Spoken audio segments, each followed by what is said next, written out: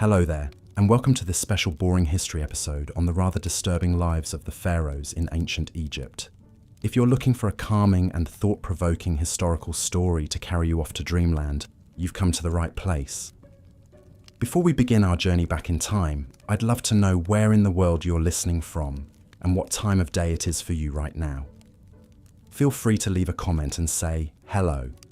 And if you enjoy this type of relaxing, educational content, be sure to hit that subscribe button so you never miss an episode.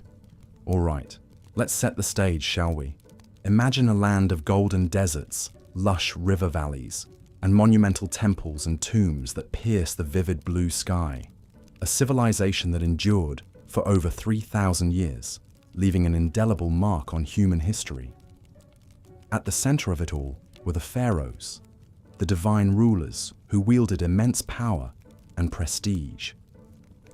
But behind the glittering facade of riches and royalty, the lives of these god-kings were often steeped in darkness, obsession, and shocking practices that may be hard for us to fathom today. Over the next hour or so, we'll be diving deep into the fascinating and often unsettling world of ancient Egyptian pharaohs. We'll explore their opulent daily lives, inside sprawling palace complexes, their tangled webs of royal relationships and rivalries, and their unshakable belief in their own divinity. We'll also confront the pharaohs' fixation on death and the afterlife, which drove them to construct ever more elaborate tombs and funerary temples, and even led some to engage in the chilling practice of human sacrifice. By the end of our journey, we'll have encountered influential figures like Hatshepsut, Akhenaten, King Tut, and Ramses II, and trace the captivating mysteries modern archaeologists are still unraveling about their lives and times. It's a story of power, magic, obsession, and eternal legacies that have enthralled the world for centuries. So dim the lights, settle in, and let the intrigues of ancient Egypt softly whisk you away on the wings of history.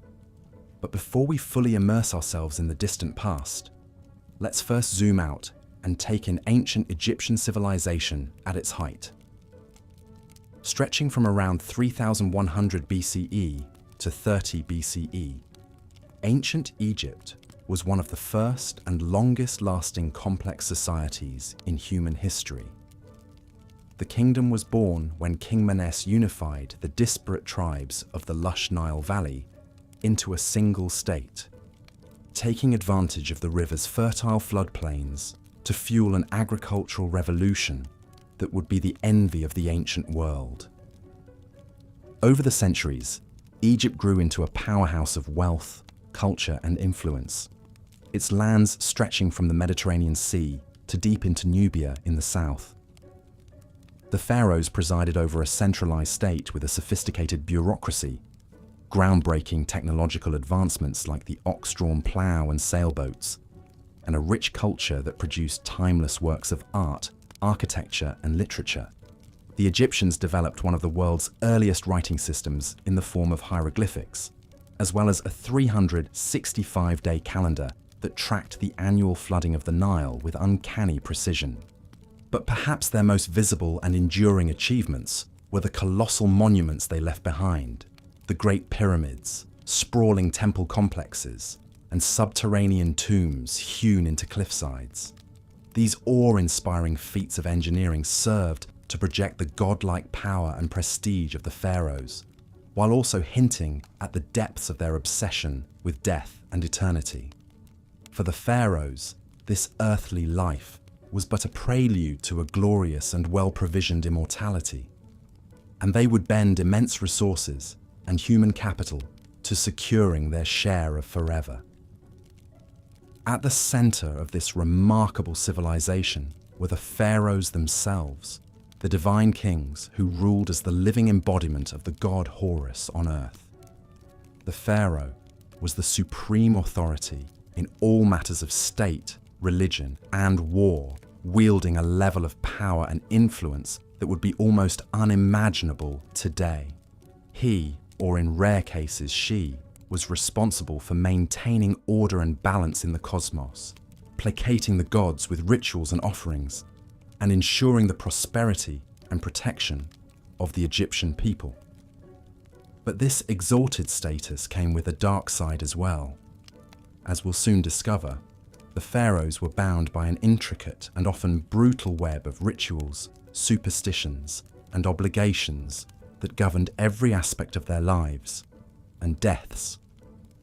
From the incestuous marriages they contracted to keep the royal bloodline pure, to the servants and pets they took with them into the grave, to the shocking acts of deification and human sacrifice some pharaohs engaged in, the lives of these divine rulers were often steeped in as much darkness as light.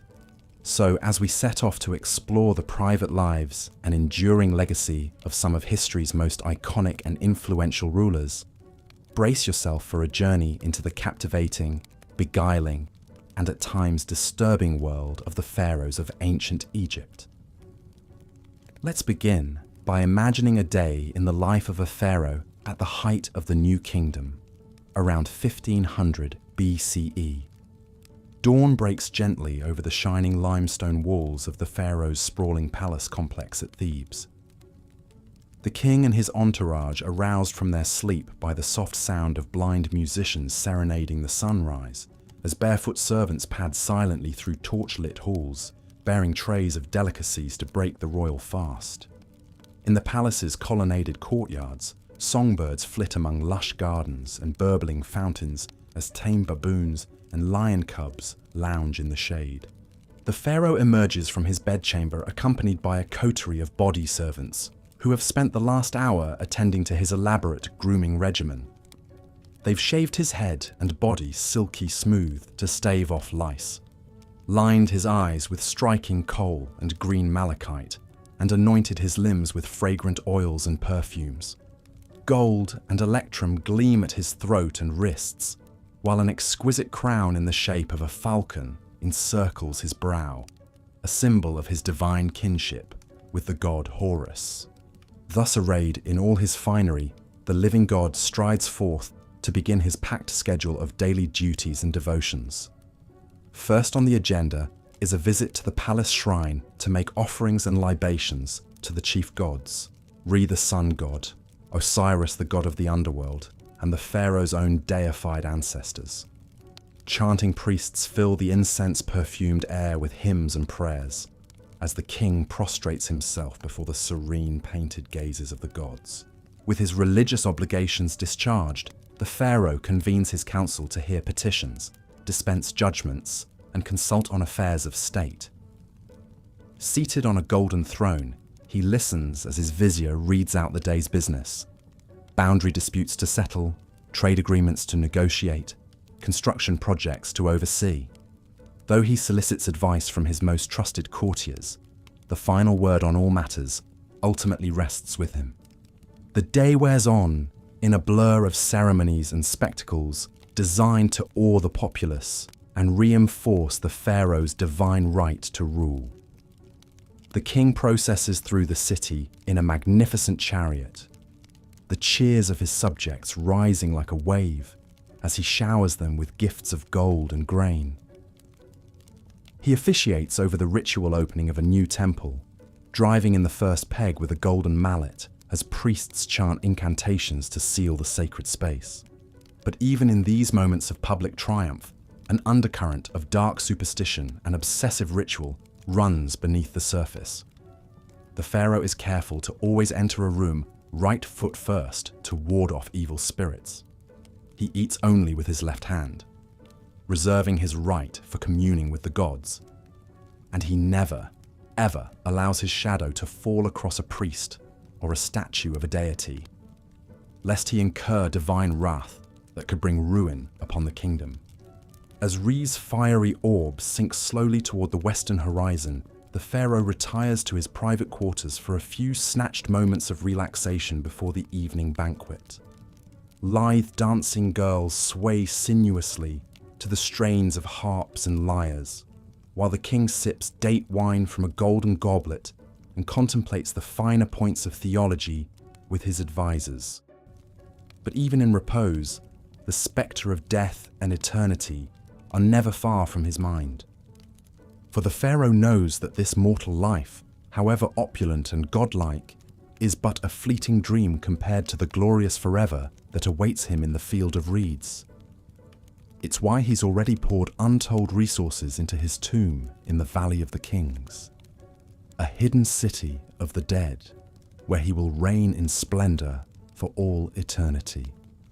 But first, he must navigate the tangled web of obligations and dangers that come with wearing the double crown. And nowhere are those perils more present than in his own royal household.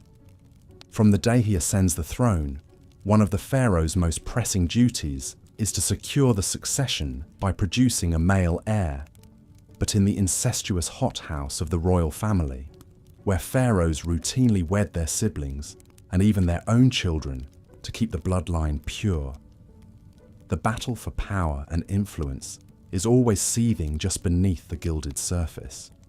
The king's great royal wife may be his half-sister, but that doesn't stop her from plotting with priests and courtiers to advance her own son's claim to the throne over that of his older half-brother. Indeed, the annals of Egyptian history are littered with tales of palace intrigue, rival queens, and ruthless power plays between potential heirs. Take the remarkable story of Hatshepsut, the female pharaoh who ruled as king in her own right for over 20 years in the 15th century BCE. Though she was originally just a regent for her young stepson Thutmose III, Hatshepsut slowly consolidated power, adopting all the masculine trappings of kingship, and even depicting herself with a beard in official artwork.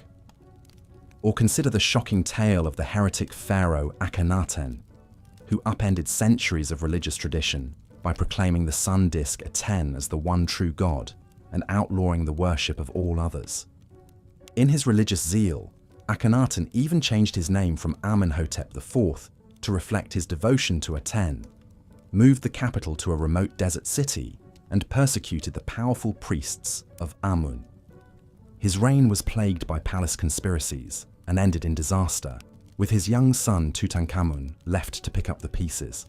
But perhaps the most disturbing example of how the pharaoh's godlike power could be abused is the practice of human sacrifice that was once disturbingly common in ancient Egypt.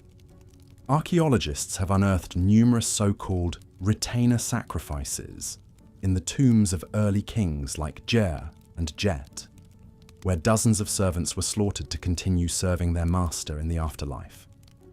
Even more chillingly, some pharaohs like Aha were buried with their pets and worldly treasures, as well as piles of human hair wigs, likely shorn from sacrificial victims. Thankfully, this ghastly practice seems to have died out by the end of the Old Kingdom, as the Egyptians developed more symbolic ways for pharaohs to take their earthly entourage with them into the afterlife. But it remains a dark stain on the otherwise glittering legacy of the pharaohs, a reminder of the unfathomable gulf that separated these divine kings from the teeming masses they ruled over. As the centuries roll on, the pharaohs continue to shape the course of Egyptian history and leave their mark in stone and story. Some, like Ramses II, known as Ramses the Great, presided over the kingdom at the height of its power and splendor, their triumphs and love lives immortalized on the walls of the temples they built to their own glory. Others, like the fabled Cleopatra VII, became entangled in the high-stakes intrigues of the wider Mediterranean world, their personal charisma and political savvy the stuff of enduring legend. But perhaps no pharaoh has captured the modern imagination quite like the boy King Tutankhamun, whose lavish tomb discovery in 1922 set off a global wave of Tutmania and turned the once obscure ruler into a household name. The dazzling treasures found in Tut's tomb, from his iconic golden death mask to the nested coffins and thrones, provided an unprecedented glimpse into the opulence and artistry of a royal burial and cemented the pharaoh's reputation as the ultimate status symbols of the ancient world. Today, new archaeological discoveries and cutting-edge scientific techniques are allowing us to peer even deeper into the lives and deaths of these endlessly fascinating rulers. CT scans and DNA analysis have revealed the inbred genetic deformities that plagued Tut's family line, as well as the festering wounds and malaria that likely claimed his life at the tender age of 19th. Inscriptions and papyri paint an increasingly vivid picture of the cutthroat world of palace politics, where foreign concubines and scheming viziers jostled for influence in the shadow of the throne. And yet, for all the dark secrets and unsettling practices we've uncovered about the pharaohs, their luminous legacy as some of the most iconic and enduring rulers in human history remains undimmed. For over 3,000 years, they presided over a civilization of remarkable achievements and innovations, from the mathematical precision of the pyramids to the medical know-how of the world's first brain surgery. They inspired some of the most sublime and enduring works of art and architecture ever created, from the serene beauty of Nefertiti's limestone bust to the colossal majesty of the Colossi of Memnon. And they continue to fire our imaginations and tug at our sense of wonder, inviting us to contemplate the mysteries of absolute power and ponder what it means to reach for immortality in the face of the fleeting nature of human life. So the next time you find yourself gazing up at the inscrutable face of the Sphinx or marveling at the golden splendor of Tutankhamun's funerary mask, take a moment to reflect on the pharaohs who once wielded godlike power over the lives of millions. Theirs is a story of dazzling triumphs and shocking abuses, soaring monuments and chilling body counts, unimaginable wealth and existential dread in the face of eternity. It's a story that reminds us of the heights of human achievement and the depths of our capacity for cruelty, the unquenchable thirst for immortality, and the inescapable reality of death. And it's a story that will continue to captivate us as long as the timeless stones of ancient Egypt keep their secrets close, inviting each new generation to unravel anew the endlessly fascinating riddle of the pharaohs. And with that, we've reached the end of our whirlwind tour through the disturbing and dazzling lives of ancient Egyptian pharaohs. I hope you've enjoyed this deep dive into one of history's most iconic and influential civilizations, and that the stories of these larger-than-life rulers have provided some rich food for thought as you drift off to sleep. As always, thanks so much for tuning in to Boring History, and for spending a portion of your day exploring the endlessly fascinating nooks and crannies of our shared human story. If you've enjoyed this immersive journey into the distant past, I'd be thrilled if you could hit that subscribe button and leave a comment sharing your thoughts on the pharaohs and their far-reaching legacy. Until next time, sweet dreams. And may your reveries be filled with the golden light of the eternal sun disk, the lush reeds of the field of reeds, and the whispered secrets of the kings and queens who once ruled as living gods over the shimmering sands of ancient Egypt. Good night. As we've seen, the pharaohs of ancient Egypt lived lives of opulence and grandeur almost unimaginable today. But behind the glittering facade of gold and gods lay a darker reality, one of unchecked power, mystical obsessions, and the ever-present spectre of death. Perhaps no pharaoh embodied these contradictions more than Ramses II, also known as Ramses the Great. Ascending to the throne around 1279 BC, Ramses would rule for an astonishing 66 years. One of the longest reigns in Egyptian history. He presided over an era of great prosperity and embarked on a massive building campaign, erecting temples, obelisks, and statues across the empire. The sheer scale and grandeur of these monuments were meant to awe his subjects and proclaim his divine power for all eternity. But Ramses II's thirst for glory and immortality knew no bounds. He fathered over 100 children with a vast harem of wives and concubines. He didn't hesitate to deface or outright destroy the temples and monuments of previous rulers, replacing their names and images with his own in a brazen act of propaganda. Even the colossal statues he erected of himself, some towering over 80 feet tall, were exercises in deified narcissism and self-aggrandizement. Yet perhaps most disturbing were the measures Ramses took to ensure his own afterlife. His sprawling tomb complex, the Ramesseum, included a massive funerary temple served by an entire city of priests, artisans, and slaves. Ramses spared no expense furnishing his eternal resting place, packing it with unimaginable treasures, golden chariots, exquisite furniture, intricately carved alabaster vessels. Even his beloved pet lion was mummified to accompany him. But Ramses didn't stop there. Recent excavations suggest that many of the pharaoh's household staff, including his concubines, were ritually sacrificed upon his death so they could continue serving him in the afterlife. The remains of these victims paint a grim picture, their bodies posed as if still waiting hand and foot on their master, now an eternally divine king. It's a chilling reminder of just how far ancient Egyptian rulers were willing to go in their quest for immortality and godlike power. Ramses II may have reigned over a golden age, but he also exploited untold thousands in service of his own vanity and delusions of divinity. The blood and sweat of commoners quite literally built his legacy. While Ramses the Great was a particularly egregious example, he was far from the only pharaoh to abuse his absolute power in such ways. His predecessors, Amenhotep III and Akhenaten, undertook similarly ambitious and self-serving building projects. The boy king Tutankhamun was entombed with a staggering array of priceless treasures, while Cleopatra ruthlessly eliminated her own siblings to secure sole control of the throne. Time and again, the pharaohs proved that their deified status placed them above the moral laws governing ordinary Egyptians. They could upend religious traditions on a whim, take countless sexual partners, seize property and labor, even ritualize murder, all without consequence. The promise of a glorious afterlife made megalomaniacal excess not only acceptable, but almost inevitable. But in the end, the pharaohs discovered what all tyrants must, that no mortal, no matter how powerful, can escape death.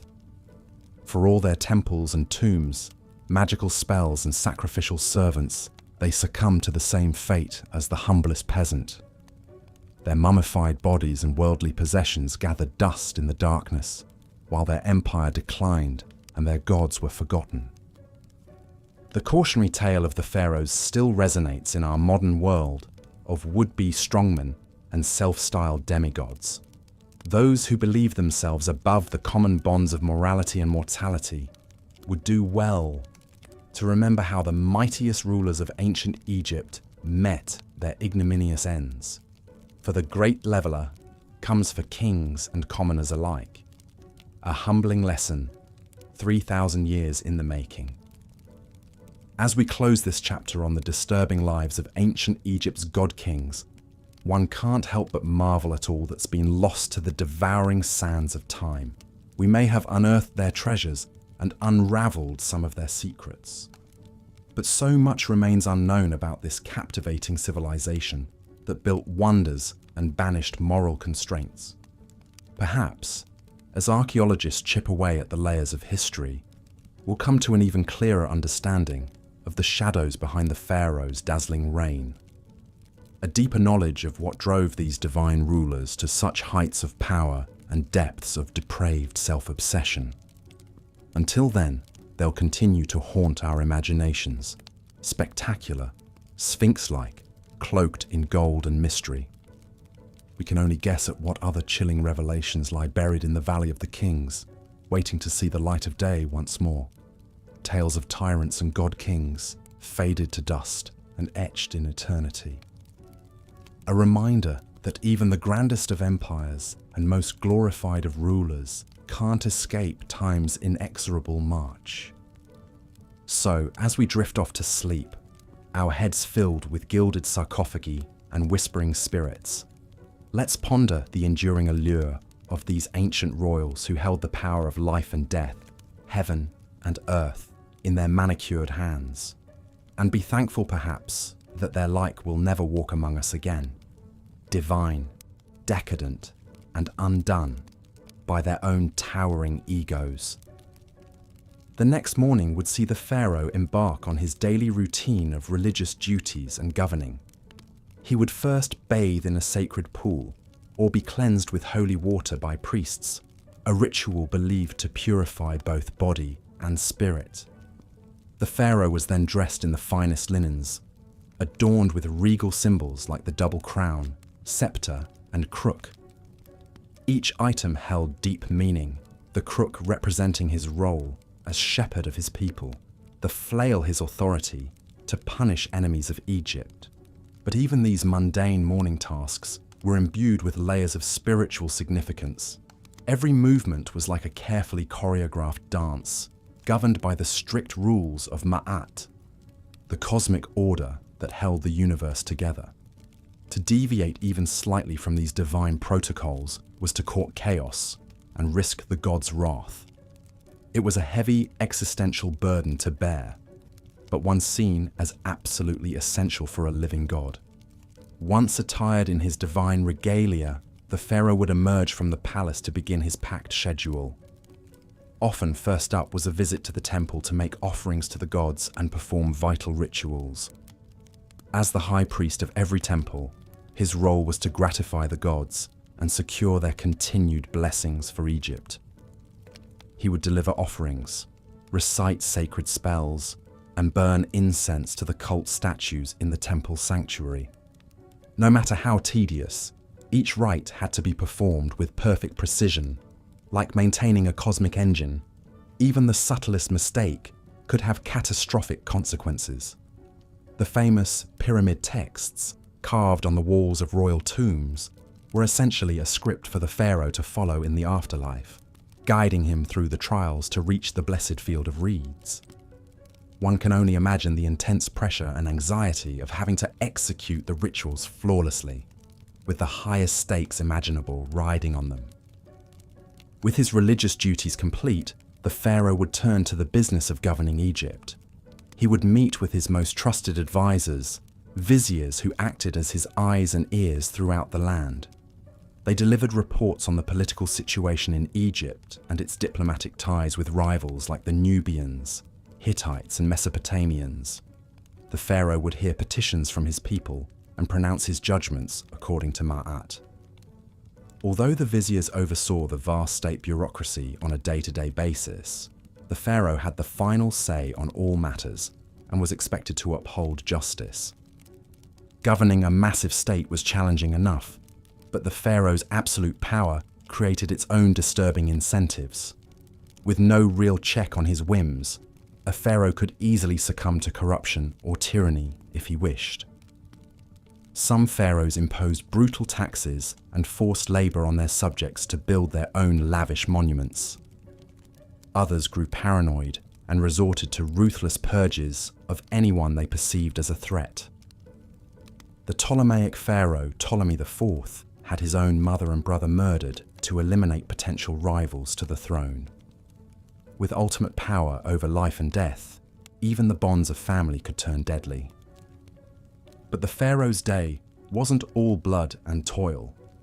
He was also entitled to enjoy the finest earthly pleasures and leisure pursuits. He might go on a hunting expedition in the desert, firing arrows from his war chariot at fleeing lions and gazelles. The hunt was seen as a metaphor for the pharaoh's triumph over the forces of chaos that constantly threatened Egypt. A successful hunt proved his vitality and warrior prowess. The pharaoh might also indulge in a board game of Senet with one of his trusted courtiers. Senet was hugely popular among the Egyptian elite and even took on spiritual dimensions.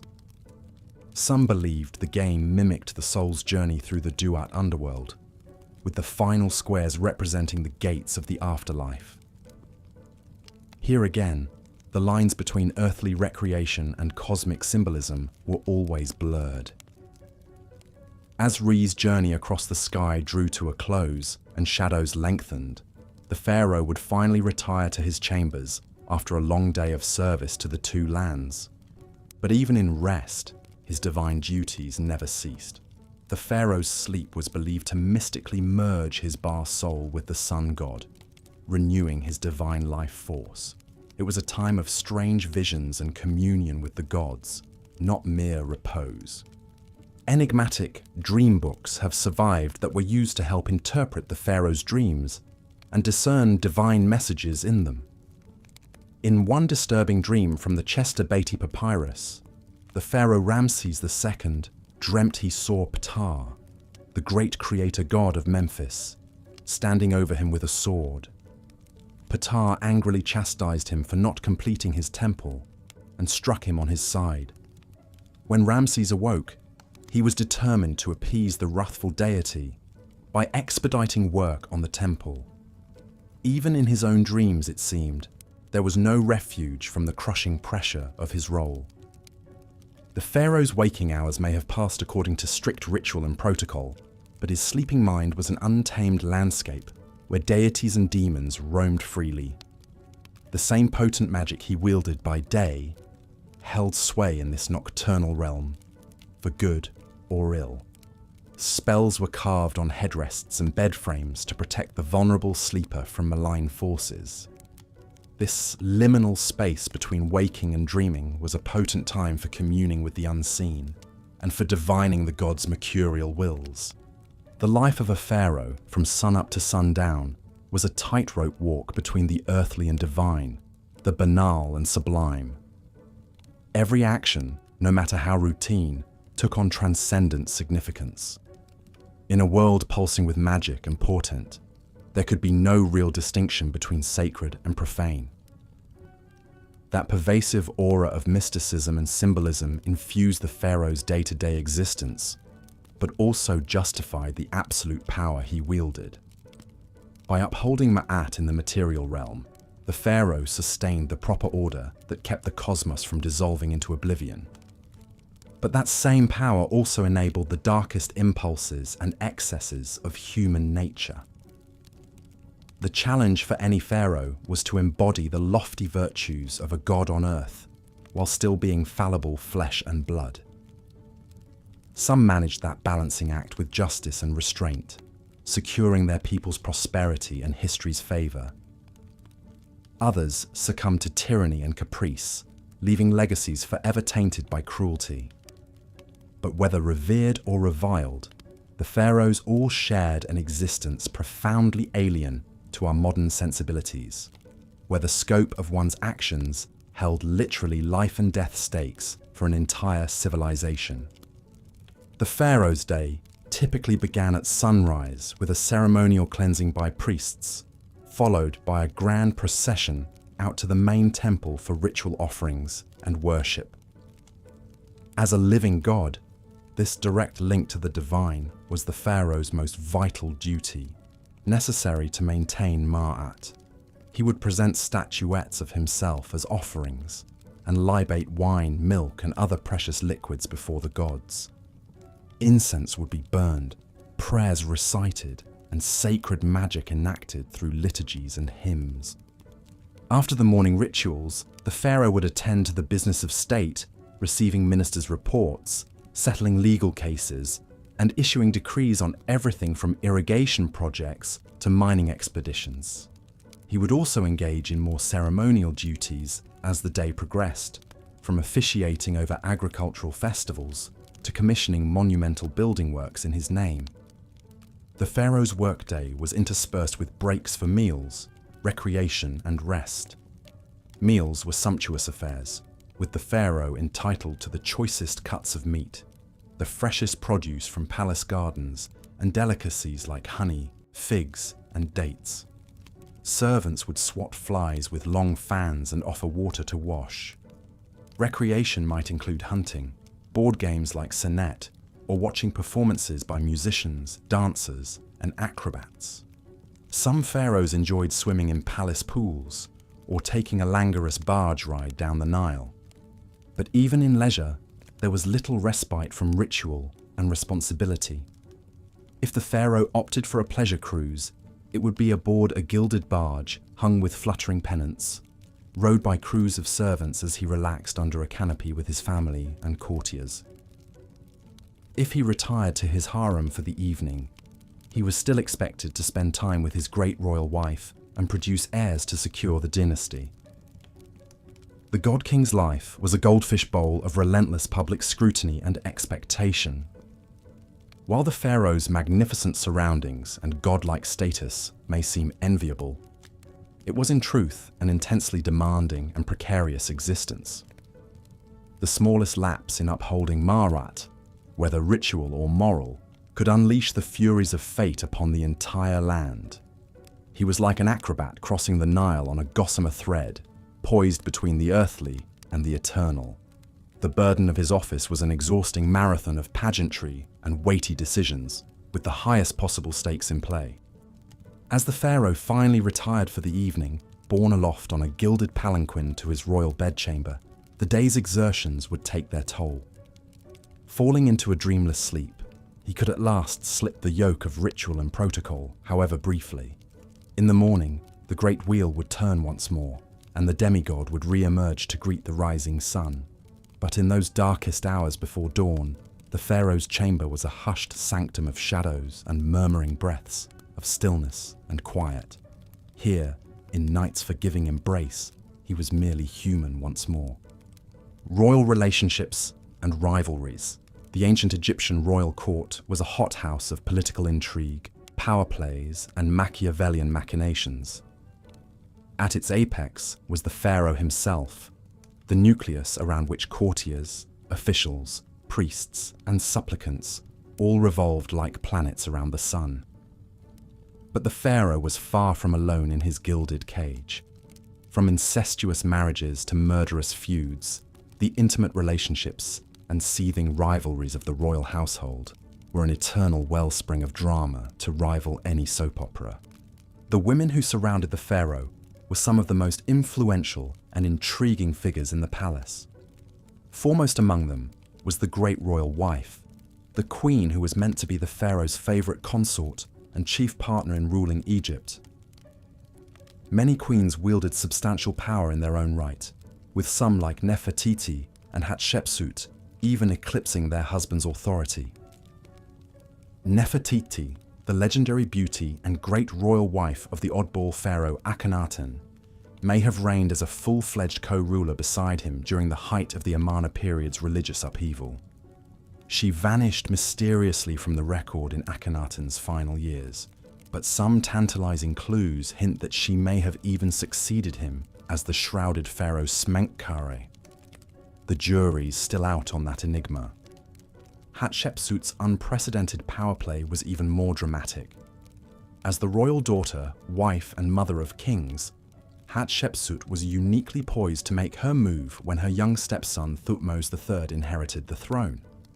First serving as his regent, Hatshepsut soon assumed the full titles and regalia of a king in her own right, dropping the feminine endings from her royal name. For over 2 decades, Egypt had a female pharaoh in all but anatomy, dominating a time of immense prosperity and monumental building. Only after her death did Thutmose III emerge from the shadow of his formidable stepmother. But being the pharaoh's chief wife and queen was no guarantee of an easy life. In a polygamous palace, the queen always had to stay on her toes to maintain her influence and guard against rivals. One of the most infamous examples was the bitter war between Ramses II's chief queen Nefertari and the secondary wife Isetnofret, mother of the heir apparent. Court gossip gleefully chronicled how the two powerful women schemed ceaselessly against each other, using everything from lavish banquets to slanderous graffiti to sway the pharaoh's favor. The stakes in this Game of Thrones were immensely high, as queens vied to secure the succession for their own sons. Isetnofret ultimately triumphed, living to see her son Meneptah take the throne, but only after decades of cutthroat intrigue. Such vicious rivalries between a pharaoh's wives were par for the palace course. Incest was another queasy quirk of royal marriages, seen as essential to safeguarding the sacred bloodline. Pharaohs often married their sisters, daughters, and even mothers in an attempt to keep the royal lineage as pure as possible. The Greek Ptolemaic dynasty took this to extremes, with the family tree knotting back on itself in a snarled tangle of repeated incestuous unions. Cleopatra VII, the most famous Ptolemy of all, was actually the product of at least 3 generations of uninterrupted brother-sister marriages. Her family seemed to be competing to rack up the most convoluted incestuous relationships, with uncle-niece and even double-sibling matches thrown in for good measure. Ironically, all this incestuous inbreeding may have produced the genetic quirks and mental instability that ultimately doomed the dynasty. But incest in the royal family wasn't just a Ptolemaic phenomenon. It was an age-old custom dating back to the mythical origins of Egyptian kingship itself. The pharaoh was seen as the earthly embodiment of Horus, the divine son of Osiris and Isis, a brother-sister pair who also happened to be husband and wife. By emulating the gods' incestuous marriage, the pharaoh was upholding the cosmic order and literally following in the footsteps of the gods. Of course, such sibling marriages must have taken a heavy toll, both psychologically and genetically. The famous Tutankhamun was the sickly, short-lived product of an incestuous match between Akhenaten and his sister. His congenitally deformed foot and cleft palate point to the deleterious effects of inbreeding. But to the ancient Egyptians, purity of blood was far more important than genetic diversity. Incest was therefore not a taboo, but a sacred tradition. If rivalries between wives were vicious, those between potential heirs could be downright murderous. Primogeniture was not a hard and fast rule in ancient Egypt, meaning that any son or even daughter of the pharaoh could potentially make a play for the throne. This often led to cutthroat power struggles and grim succession crises as rival princes schemed to eliminate their competitors. One notorious example was Amenemhat I, the founder of the powerful 12th dynasty. An advisor to the previous king, Amenemhat launched a successful coup and had himself crowned as the new pharaoh. But his reign was plagued by constant conspiracies and assassination attempts, as rival factions jockeyed for power. His own harem even launched a shadowy plot against his life, creeping into the royal bedchamber with daggers drawn. Amenemhat only survived by the intervention of his loyal guards, fighting them off nearly naked. So shaken was Amenemhat by his brush with death that he took the unprecedented step of crowning his son, Senusret III, as co-pharaoh during his own lifetime. By securing the succession early, Amenemhat aimed to stave off further intrigues and smooth the transfer of power. Realpolitik trumped tradition. Amenemhat's instructions to his son, a treatise on effective kingship, reflect his embattled cynicism. Be on your guard against all subordinates, because you cannot be sure who is plotting against you. Perhaps the ultimate example of a royal rivalry turned deadly was the grim fall of Ramses III, the last great pharaoh of the New Kingdom. Court records paint a sordid picture of a geriatric pharaoh with a harem of hundreds, riven by factionalism as rival wives schemed to put their sons on the throne. One wife, Tiye, hatched an audacious plot to assassinate Ramses and crown her son Pentuer in a coup. The conspiracy was uncovered at the 11th hour, but not before a bloody skirmish between guards loyal to Tiye and those protecting the pharaoh. In the end, Ramses' own throat was slit, likely by an assassin who wormed his way into the royal harem. The king lingered just long enough to appoint his designated heir and round up the ringleaders of the failed coup. In a grisly epilogue, the chief conspirators were forced to commit suicide, while the hapless Pentuer was brutally executed and denied proper burial. Even in death, royal rivalries refused to rest. Such ruthless intrigues and lethal power plays were all too common in the pharaoh's court, where the knives were perpetually out. Trust and loyalty were luxuries few could afford, with even family members potential enemies vying for position. Caught in this tangled web of shaky alliances and seething resentments, the pharaoh had to walk a razor's edge, vigilantly balancing factions while watching his own back. Heavy was the head that wore the double crown. Gods on earth, the pharaoh as divine ruler. More than mere monarchs, the pharaohs of ancient Egypt were living deities, straddling the boundary between the earthly and divine. Each pharaoh was seen as the embodiment of Horus, the falcon-headed sky god, and the son of the great sun god Re, Az. The practice of retainer sacrifice, also known as retainer burial, was one of the most chilling customs in ancient Egypt. The idea was that servants, both human and animal, who attended the pharaoh in life, would continue to serve him in death and the afterlife. This was seen as an honor, to accompany one's king for eternity. But to our modern sensibilities, it's a staggering loss of life in the name of royal luxury. Some of the earliest evidence of retainer sacrifice comes from subsidiary graves around the royal tombs of the First Dynasty pharaohs at Abydos. These subsidiary graves contain the remains of servants, as well as food, furniture, jewelry, and tools, all the things deemed necessary to serve the pharaoh in the afterlife. The tomb of King Djer is a striking example. Excavations revealed 318 subsidiary burials around his tomb, with servants' bodies arranged in neat rows, believed to have been sacrificed upon Djer's death.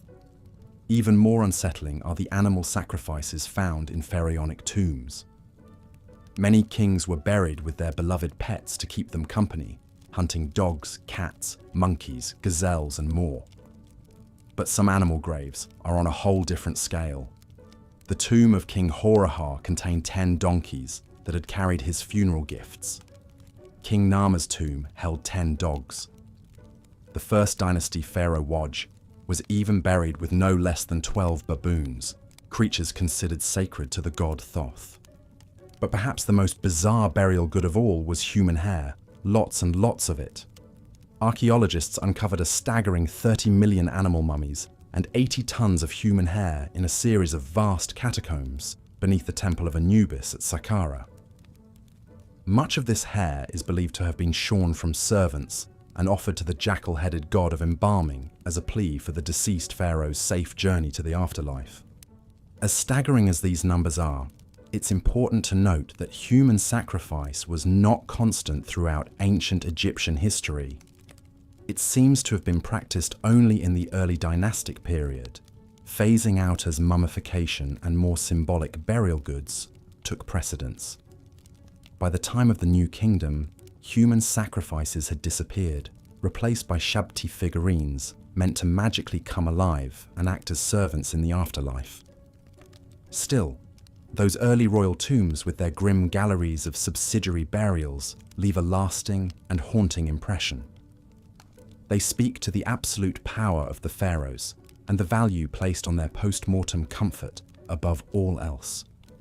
Even in death, the pharaohs commanded the living.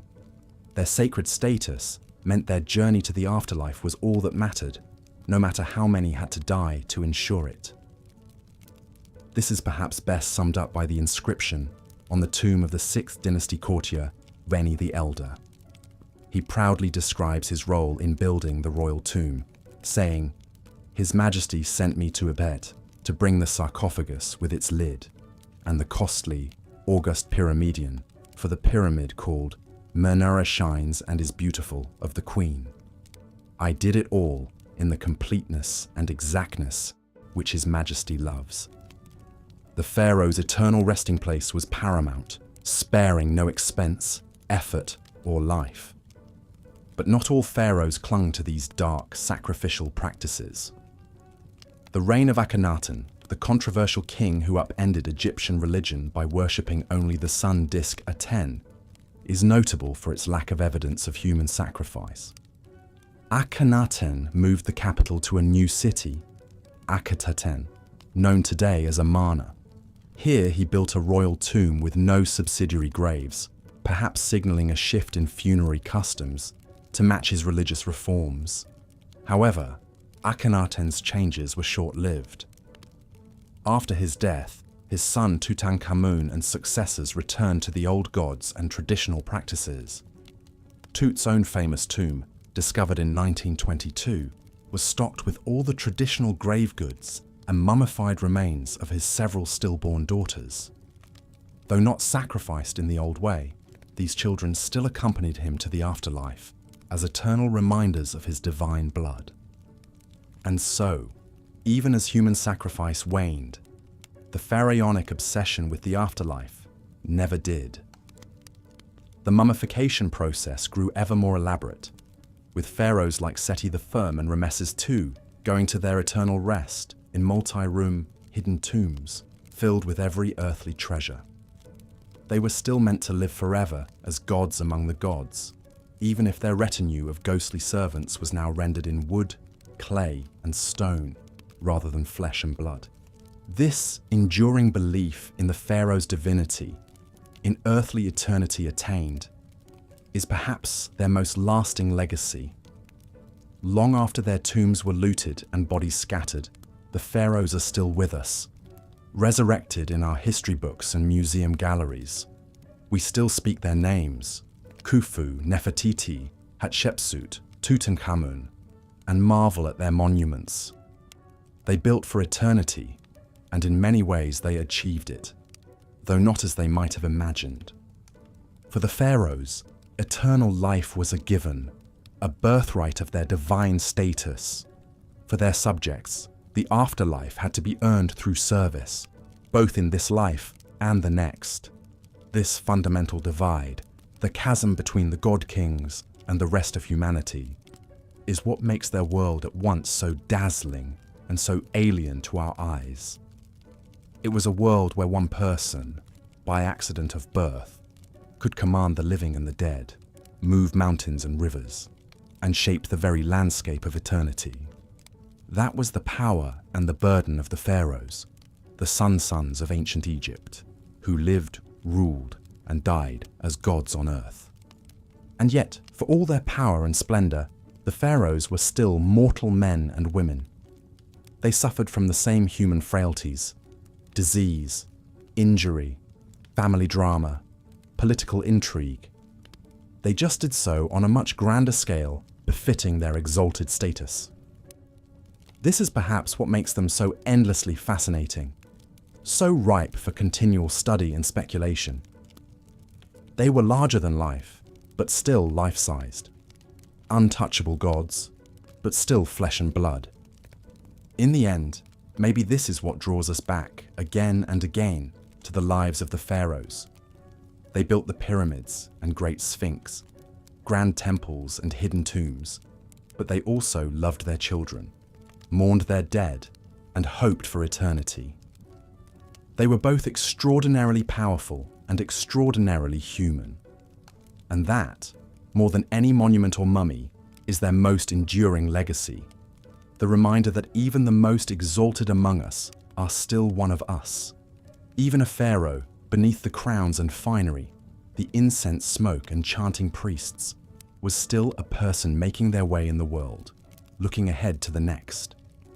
The ancient Egyptians believed that to speak the name of the dead was to make them live again. Perhaps then, we are all part of the pharaoh's afterlife, every time we tell their stories, ponder their lives, and marvel at their works. They built their tombs and pyramids to last till the end of time, and in doing so, they built themselves into the very bedrock of our history. The pharaohs may be gone, but they are not forgotten.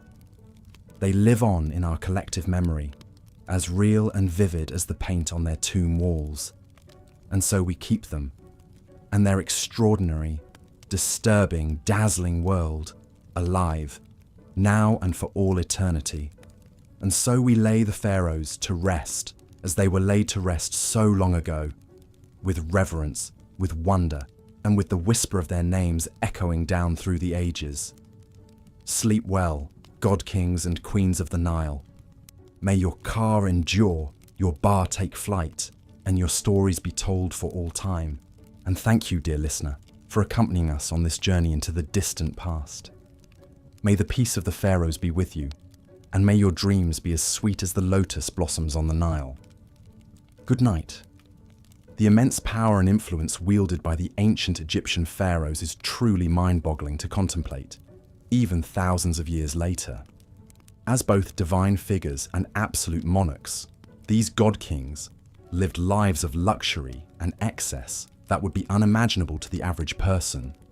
But hand in hand with their privileged status came a darker side, one full of deadly intrigues, power-hungry machinations, and disturbing practices that reveal the heavy burden and often twisted realities of sitting on the throne of Egypt. It was a gilded cage in many ways. Take, for example, the pharaoh's daily routine. While it may have been filled with the finest foods, servants attending to every whim, and leisurely pursuits like hunting, boating, and board games, it was also rigidly prescribed by religious duties and superstitious rituals. Every aspect was governed by a desire to maintain Mat, the proper order of the universe. So a pharaoh couldn't simply wake up and do as he pleased. There were temple rites to perform, offerings to make, and a pantheon of gods to appease. The Egyptians believed that the pharaoh had to carry out these rituals in order for the cycles of nature, like the life-giving Nile floods, to continue. That's a heavy responsibility to bear. Even the pharaoh's personal grooming was laden with meaning. Washing in sacred water from the Nile, shaving their heads and donning copious amounts of perfume, makeup and jewelry wasn't just about vanity. It was a way of setting themselves apart, of embodying the divine on earth. And it didn't stop at appearances. Practically every minute of a pharaoh's day was scheduled and accounted for, from petitions and offerings in the morning to touring building projects and consulting with advisors in the afternoon. Even their moments of rest and leisure in the evening were shaped by tradition and the need to be seen as more than human. The pressure to live up to this superhuman ideal must have been immense, and it bred more than a few pharaohs who, drunk on power and self-aggrandizement, took things to dark and disturbing extremes in their quest to be the supreme ruler on both earth and in the afterlife. You can see this most clearly, perhaps, in the kind of megalomaniac building projects that pharaohs undertook. Not content with your average tomb or memorial temple, some commanded their subjects to toil for decades on massive, glorious monuments to themselves. The Great Pyramid of Giza, one of the 7 wonders of the ancient world, is a perfect example. This was commissioned by the pharaoh Khufu around 2550 BC. Standing over 480 feet tall and comprised of over 2 million limestone blocks, it was the tallest man-made structure in the world for almost 4,000 years. The logistics and labor that went into building Khufu's pyramid are staggering to contemplate. Stones weighing an average of over 2 tons had to be quarried, transported, and assembled with absolute precision using only primitive copper chisels, bronze saws, wooden rollers and sleds, ramps, levers, and pulleys. Experts estimate it took over 20,000 workers and as long as 27 years to complete. And for what? All to house the corpse of one man and ensure his safe passage to the afterlife. It's an astounding, and some would say appalling, display of power and self-aggrandizement. Not to mention that life was incredibly harsh for the armies of workers who built pyramids like Khufu's. They may not have been slaves, as popular lore often suggests, but the back-breaking work took a serious toll. Scans of skeletal remains from the workers' cemetery show high rates of arthritis, injuries, and stress. Pyramid building eventually fell out of favor, perhaps becoming too costly and time-consuming even for the pharaohs. But the rich and powerful still found other ways to flaunt their wealth in the face of death. Take King Tutankhamun, the famed boy king who ruled in the 14th century BC. While he died young and had a relatively short reign, his golden death mask and opulent grave goods have become enduring symbols of ancient Egypt's wealth and splendor. When Howard Carter unsealed King Tut's small tomb in 1922, he found room after room stuffed to the brim with a dazzling array of over 5,000 priceless objects. Golden shrines, jewel-encrusted chests, intricately carved furniture, chariots, clothes, perfumes, and even food and wine to sustain Tut in the afterlife. The sensational discovery ignited a wave of Tutmania around the world and introduced millions to the glories of ancient Egypt. But it also highlights the phenomenal excess enjoyed by the pharaohs, even the minor ones like Tutankhamun. Some rulers took it even further, burying loyal subjects with them to serve them in death as they had in life. This is a practice known as retainer sacrifice, and evidence for it has been found in some of the earliest royal tombs, going back to the First Dynasty around 3000 BC. In tombs at the royal burial ground of Abydos, archaeologists discovered the remains of court officials, servants, and even dogs arrayed around the pharaoh's sarcophagus and subsidiary graves. It seems these unlucky attendants were sacrificed to continue their duties in the afterlife, a disturbing reflection of how much the pharaoh's power extended beyond the grave. Thankfully, this practice seems to have largely died out by the Old Kingdom period, but the fact that it was ever condoned at all is a chilling reminder of the absolute godlike power ancient Egyptians invested in their kings. Even as mummification techniques became more and more refined, and the fabled Valley of the Kings filled with hidden tombs, the gulf between the pharaoh's eternal comfort and the lot of the average Egyptian couldn't have been starker. While the royals enjoyed gold, jewels, and linen wrappings in the afterlife, most people had to make do with a simple pit grave and a few humble trinkets, if that. The inequality was so stark, it's little wonder that tomb robbing became a constant scourge for Egyptian elites. Still, the promise of eternal life, however luxurious, was one that even the pharaohs couldn't always count on, as the fates of some of the most famous rulers attest. Take Ramses II, widely regarded as the greatest and most powerful pharaoh of the New Kingdom. His reign, which lasted an astonishing 66 years, from 1279 to 1213 BC, marked the peak of ancient Egypt's imperial power and prosperity. Ramses II, or Ramses the Great as he's often known, was a military leader who expanded Egypt's reach in Nubia, Libya, and the Levant. He was also a prolific builder who erected many grand temples, statues, and monuments. But for all his glory in life, Ramses II didn't exactly get the restful and dignified eternity he probably expected. His mummy has been moved and disturbed countless times over the millennia, as tomb robbers, priests, and archaeologists have all had a hand in its fate. When Ramses's mummy was finally unwrapped in 1886 by Gaston Maspero, the head of the Egyptian Antiquities Service, it was found to be in poor condition. The king's body was broken into pieces, many bones were missing, and a gaping hole in the skull suggested the work of ancient looters. Still, with his long aquiline nose, strong jaw, and shock of white hair, Ramses was an imposing figure even in death. His mummy is now on display at the National Museum of Egyptian Civilization in Cairo, a far cry from his original resting place in the Valley of the Kings, but no less a potent symbol of his enduring power and mystique. In the end, perhaps it's this very mystique, this mix of the marvelous and the macabre, the inspiring and the unsettling, that keeps us so fascinated by the pharaohs of ancient Egypt.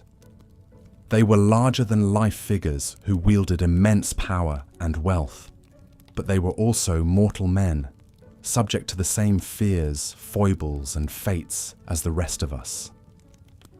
Peering into their lives, their triumphs and excesses, their vanities and vulnerabilities, is like holding up a mirror to the human condition. We see the heights to which we can ascend and the depths to which we can sink. We marvel at the ingenuity and artistry of an ancient civilization, even as we recoil at some of its more disturbing practices. Most of all, we come face to face with the stark realities of power, its seductions and its pitfalls, its uses and its abuses. The pharaohs may have ruled as gods on earth, but they were also prisoners of a system that demanded constant displays of strength, piety, and conspicuous consumption. In that sense, perhaps we can even feel a twinge of sympathy for these divine rulers, trapped in their gilded cages, burdened with the weight of an entire civilization's hopes, dreams, and fears. It's a far cry from the glamorous and carefree existence we might imagine for a god king. But then again, that's the enduring allure of ancient Egypt. It defies our expectations and challenges our assumptions at every turn. It is a civilization that was at once familiar and alien, majestic and monstrous, enlightened and benighted. And the pharaohs, for all their flaws and foibles, were the avatars of this endlessly fascinating world. They may have lived and died thousands of years ago, but their stories, their secrets, and their splendors continue to haunt us to this day. We will likely never fully unravel all the mysteries of the pharaohs and their world, but that doesn't stop us from trying. From poring over every scrap of papyrus, studying every mummy and monument, sifting through every grain of desert sand for clues to their lives and times. In a way, that's the greatest legacy of the pharaohs, not the pyramids or the golden treasures, but the enduring sense of wonder and curiosity they inspire in us, the tantalizing glimpse they offer into a world at once vanished and vivid, lost and everlasting.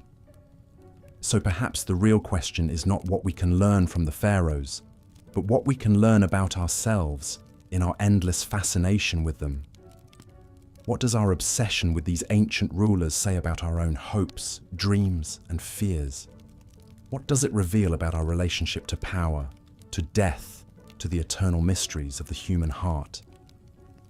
These are questions that may never have definitive answers, but they are worth pondering nonetheless, just as the pharaohs themselves continue to beguile and bewilder us, inviting us to explore ever deeper the labyrinthine recesses of their world and our own.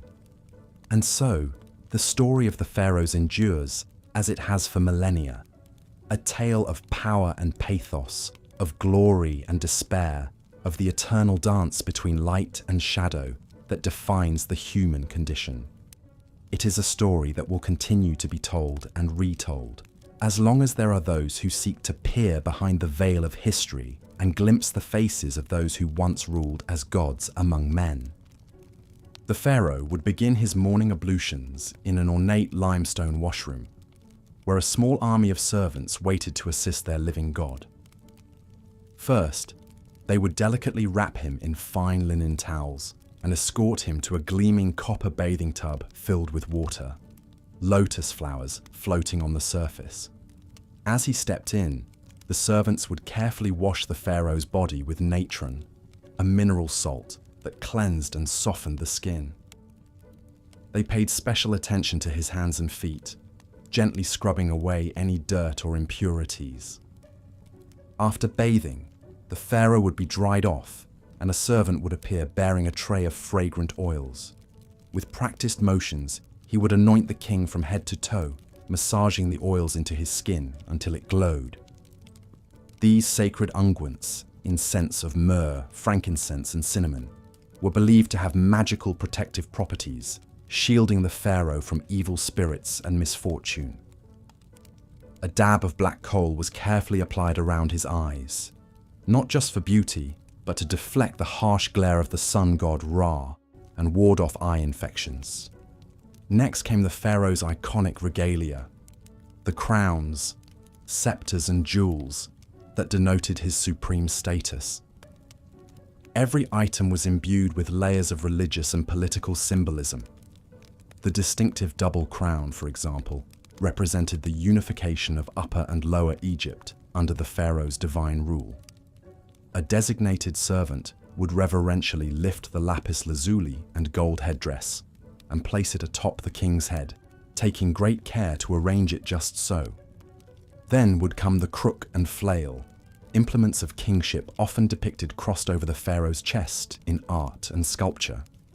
The crook symbolized his role as shepherd of his people, while the flail represented his ability to mete out punishment to enemies of the state. Once adorned, the pharaoh would emerge from his chambers to greet the day, a glittering vision inspiring both reverence and terror. But this was only the beginning of a grueling daily routine that left little room for rest. First on the agenda was worship and offering rituals at the temple, where the pharaoh would honor the gods and elevate his own divine status. At the heart of every Egyptian temple was the inner sanctum, where a statue of the chief god resided. Only the pharaoh and the high priests were allowed to enter this sacred space and perform the daily rites. The king would prostrate himself before the god's image, reciting prayers and burning incense. He would present lavish offerings of food, drink, clothing, and jewelry, symbolically giving the god all the best produce of the land. In return, the deity would bestow divine favor and protection on Egypt and empower the pharaoh to rule wisely and defeat his enemies. This sacred transaction between the king and the gods was the bedrock of Egyptian cosmic order. But it was also a daily reinforcement of the pharaoh's precarious position. His people believed his piety and right conduct literally sustained the cycles of the sun, the Nile floods, and the agricultural bounty of the kingdom. It was a heavy responsibility to shoulder day in and day out. With his religious duties complete, the pharaoh would begin the real work of governing, a task he largely delegated to his most trusted advisors. The pharaoh's prime minister, known as the vizier, oversaw the sprawling administrative apparatus that kept the kingdom running smoothly. A huge bureaucracy of scribes, tax collectors, and local officials managed everything from recording the Nile flood levels and grain harvests to dispensing justice in the courts. But the pharaoh was expected to take an active role in decision-making on key issues like diplomacy, trade, and monumental building projects. He would consult with his advisors in an audience chamber, seated on a golden throne flanked by statues of the falcon god Horus and the cobra goddess Wadjet. Painted on the walls around him were scenes of the pharaoh smiting foreign enemies and offering to the gods, potent reminders of his larger-than-life duties. Seated at his feet on a dais would be his great royal wife, the queen who bore the next heir to the throne. The vizier and other courtiers would bow low before the royal couple, hands raised in supplication, awaiting their orders. Messengers and petitioners would be ushered in to deliver reports on the state of the kingdom or beg boons from the pharaoh. There might be disturbing news of a military skirmish at the border, requiring the king to marshal his armies, or a request to send aid to a region facing drought and famine. Diplomats from foreign lands would present tribute and tokens of respect in exchange for trade concessions and treaties. The pharaoh would hear each matter in turn, consulting with his advisors and rendering judgments with an authority that could not be questioned. Even in his leisure time, the king was performing his royal role. He would go on ceremonial hunting expeditions in the desert, firing arrows at lions and other big game from a speeding chariot. This was a demonstration of his physical prowess and mastery over the wild forces of nature. Important propaganda in a world where might made right. He would also preside over jubilant religious festivals, like the Opet festival celebrating the link between the pharaoh and the great god Amun-Ra. In a spectacular river procession, the pharaoh would accompany statues of the Theban triad of gods on a barge sailing down the Nile, as huge crowds thronged the banks to cheer them on. At the end of a long day, the pharaoh would retire to his private quarters, where he might indulge in more earthly pleasures. Many kings kept harems of secondary wives and concubines, in addition to their great royal wife. These women lived in a separate palace area, visited by the pharaoh whenever he desired. Some pharaohs, like Amenhotep III and Ramses II, had over 100 children from multiple wives, an extensive royal brood seen as a sign of the king's virility and divine favor. But even in these intimate moments, there was no escaping the religious and ritual significance woven through every aspect of the pharaoh's life. Having intercourse with his wives wasn't just a sexual act. It was a sacred rite, reenacting the creation of the cosmos by the gods. The pharaoh was expected to perform in the bedroom just as he did on the throne and the battlefield. And the women who shared his bed, while pampered and privileged, also faced intense pressure to produce royal heirs, preferably sons. The stakes were high in a world where the succession of divine kingship was paramount. As the pharaoh drifted off to sleep, no doubt exhausted by the burdens of his exalted station, he could only hope that his efforts had pleased the gods and kept the forces of chaos at bay for another day. Tomorrow would bring new challenges, new opportunities to prove his worth as the living embodiment of divine order on earth. It was a relentless cycle, but one that each pharaoh was born and raised to fulfill, no matter the cost. Such was the disturbing life of these god kings who ruled over ancient Egypt for 3,000 years. Of course, even the most revered pharaohs were only human under all the divine trappings, and behind the palace walls, royal family drama seethed, often with devastating consequences. Rivalries between a pharaoh's wives were common, as each competed to have her son named heir to the throne. These feuds took on legendary proportions in some cases, like the rivalry between Ramses II's wife Nefertari and his secondary consort Asetenofret. Nefertari, whose beauty and influence were so great she was known as the one for whom the sun shines, had borne Ramses several sons, but none had survived to succeed him. Asetenofret saw her chance to install her own son, Meneptah, as crown prince, and worked to undermine Nefertari at every turn. The struggle came to a head when Nefertari's tomb was vandalized, her image hacked out of the wall reliefs in a blatant attempt to erase her from history and memory. Many suspected Asetenofret was behind the desecration, though nothing could be proven. In the end, despite Nefertari's unrivaled status, it was Asetenofret's son Merneptah who took the throne after Ramses' death. Such was the Game of Thrones played out in the pharaoh's court, where even the most beloved consort could fall victim to the ruthless machinations of her rivals. Even more scandalous were the rare but documented cases of incest within the royal family. The pharaohs believed their divine blood had to be kept pure at all costs, even if that meant marrying their siblings or even their own children. This practice may have reached its disturbing apex with the curious case of Akhenaten, the rebel pharaoh who upended centuries of religious tradition by proclaiming the sun disk Aten as the one true god.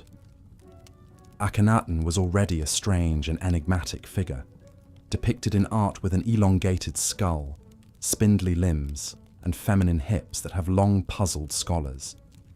But even more shocking was his unconventional choice of chief wife and queen, his own daughter, Ankhesenamun.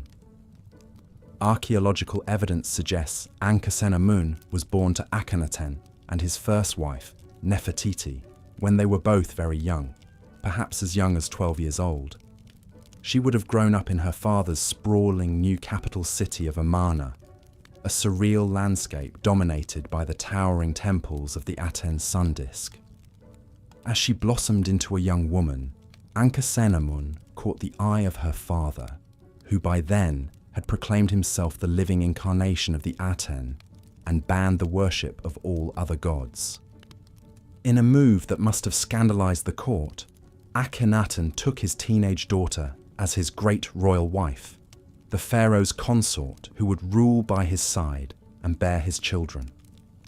The union was immortalized in a series of intimate portraits carved into Amarna's limestone cliffs, showing the couple locked in romantic embraces, their bodies intertwined. These scenes, almost pornographic by ancient Egyptian standards, suggest an erotic charge to the relationship that went beyond mere dynastic calculation. What Ankhesenamun herself thought of her fate, we can only imagine. As a royal princess, she would have had little say in the matter. The marriage produced at least 2 daughters, but no surviving sons to inherit Akhenaten's throne. When the heretic pharaoh died after a 17-year reign, the Amarna experiment died with him. The old gods were restored, his capital abandoned, and his name erased from the king lists. The young widow Ankhesenamun vanished from the record. Her astonishing story buried until Amarna's ruins were rediscovered in the early 20th century. She has since become an object of fascination and speculation for historians, a symbol of the disturbing lengths to which some pharaohs would go to protect their godly bloodlines. Such was the strange and secretive world of the pharaoh's royal family, a hothouse of intrigue and power struggles played out against the backdrop of divine kingship. The pharaoh may have been worshipped as a god on earth, but he was also a man with all too human appetites and frailties, and those closest to him, the women and children of his household, often paid the highest price for their proximity to power. From incestuous marriages to murderous rivalries, the private lives of the pharaohs were every bit as dramatic and disturbing as their public reigns. But for all the darkness and dysfunction lurking behind palace walls, the pharaohs never lost sight of their ultimate obsession, their own divinity and immortality. From the moment they took the throne, every pharaoh was already planning for the moment they would leave it and ascend to join the gods in the eternal afterlife. And no pharaoh undertook this quest for immortality more assiduously or on a grander scale than the builder of the Great Pyramid of Giza, the legendary Khufu. Ruling in the 4th dynasty of the Old Kingdom around 2550 BCE, Khufu was the son of the pharaoh Sneferu, who had pioneered pyramid building with his innovative bent and red pyramids. But Khufu was determined to outdo his father and erect a monument that would stand the test of eternity. The result was the Great Pyramid, a towering edifice of 2.3 million limestone blocks, rising 481 feet into the desert sky. Even today, it remains the largest single building ever constructed by human hands, a testament to one man's monumental ego and the extraordinary lengths he would go to achieve immortality. The Great Pyramid was more than just a tomb. It was a resurrection machine designed to harness the power of the sun god Ra and the magic of Egyptian engineering to launch Khufu's spirit into the cosmic realms of the gods. Every aspect of its design was suffused with religious symbolism and funerary spells from the pyramid texts, the oldest sacred writings in Egypt. The pyramid's smooth, angled sides were clad in polished white limestone that would have made it shine like a giant prism in the desert sun, a radiant beacon guiding Khufu's soul to the heavens. Inside, a series of narrow, ascending and descending passages led to the king's burial chamber, deep in the heart of the pyramid. This was the most sacred space of all, where Khufu's mummified body would rest in a granite sarcophagus surrounded by all the treasures and supplies he would need for the afterlife. The chamber was a marvel of precision engineering, its walls lined with massive granite blocks fitted so tightly you couldn't slip a piece of paper between them. This was meant to seal the king's body and possessions away from thieves and intruders for all eternity, a secure staging ground for his journey to immortality. But building such a monumental tomb came at a staggering cost, both in resources and human lives. The Great Pyramid required a workforce of skilled masons, engineers and labourers on a scale never before seen in Egypt. Contrary to popular belief, these were not slaves but paid workers, many of them peasant farmers recruited during the annual Nile flood when their fields were underwater. They laboured in grueling conditions under the desert sun, hauling massive blocks of limestone up ramps and lever systems to construct the pyramid layer by meticulous layer. Overseeing this vast operation was the pharaoh's cousin Hemiunu, the royal architect who had designed the pyramid and now managed its construction like a military campaign. He commanded an army of overseers and foremen who pushed the workers to their limits, driven by the knowledge that the pharaoh's immortality depended on their speed and precision. Accidents and deaths were an accepted part of the job, with some workers even buried in the shadow of the pyramid they had died building. The human cost of Khufu's ambition was immense, but to the pharaoh, it was a price worth paying for eternal life. He saw himself as a divine being, a god incarnate whose spirit would live forever among the stars of the northern sky. The pyramid was his stairway to heaven, a monumental feat of will and engineering that would ensure his name and legacy endured for all time. And in a sense, he was right. 4,500 years later, we are still marveling at the Great Pyramid and the disturbing lengths to which one pharaoh went to achieve immortality. But even Khufu's audacious monument pales in comparison to the extraordinary measures some of his successors took to equip themselves for the afterlife. As the prosperity and power of the Old Kingdom waned, later pharaohs became increasingly obsessed with their own mortality and the fate of their eternal souls. They poured their dwindling resources into ever more elaborate tombs and mortuary temples, desperately trying to guarantee their place among the gods. This desperate quest for immortality reached its macabre apex with the practice of retainer sacrifice, the burial of servants alongside the pharaoh to attend him in the afterlife. The most chilling example comes from the tomb of the First Dynasty pharaoh Djer at Abydos, where archaeologists uncovered the remains of 318 individuals, men, women, and even children, who had been sacrificed and buried in neat rows outside the king's funerary enclosure. The scale of the carnage is staggering, the largest known case of human sacrifice in ancient Egypt. The victims appear to have been palace servants, members of the royal household who were selected to serve the king in death as they had in life. They were likely killed by strangulation or a blow to the head, their bodies hastily mummified and buried with minimal grave goods. Some were even interred in coffins bearing their own names, a poignant reminder of their individual identities and the violent fate that awaited them. What could have motivated such a mass slaughter? For the pharaoh and his priests, it was a natural extension of the king's divine power, his ability to command obedience and service even beyond the grave. The servants were seen as privileged to be chosen for this sacred duty, their sacrifice a necessary part of ensuring the pharaoh's eternal well-being. But one can only imagine the terror and despair of those selected, knowing they would soon be joining their master in death. This disturbing practice appears to have been relatively short-lived, dying out by the end of the Old Kingdom. But it speaks to the incredible power and allure of the afterlife in ancient Egyptian culture, and the extreme lengths to which some pharaohs would go to secure their place in it.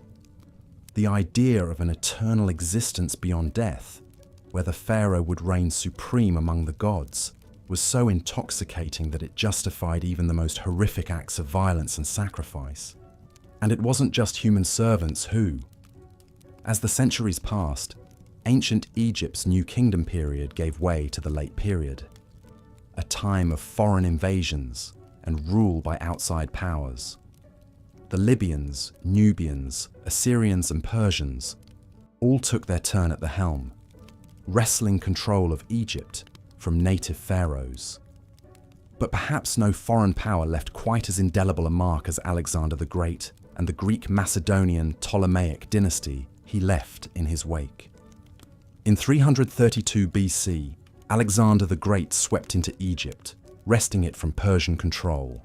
After being crowned pharaoh in Memphis, he founded the great seaside city of Alexandria, soon to become a cosmopolitan center of Greek culture and learning.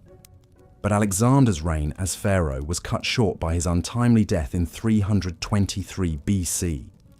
In the chaotic aftermath, his general Ptolemy Wunsota seized control of Egypt, installing himself as the first pharaoh of the Ptolemaic dynasty that would rule for the next 275 years. The Ptolemaic pharaohs were a fascinating fusion of Greek and Egyptian culture. They adopted many Egyptian royal traditions and religious practices to legitimize their rule in the eyes of their subjects.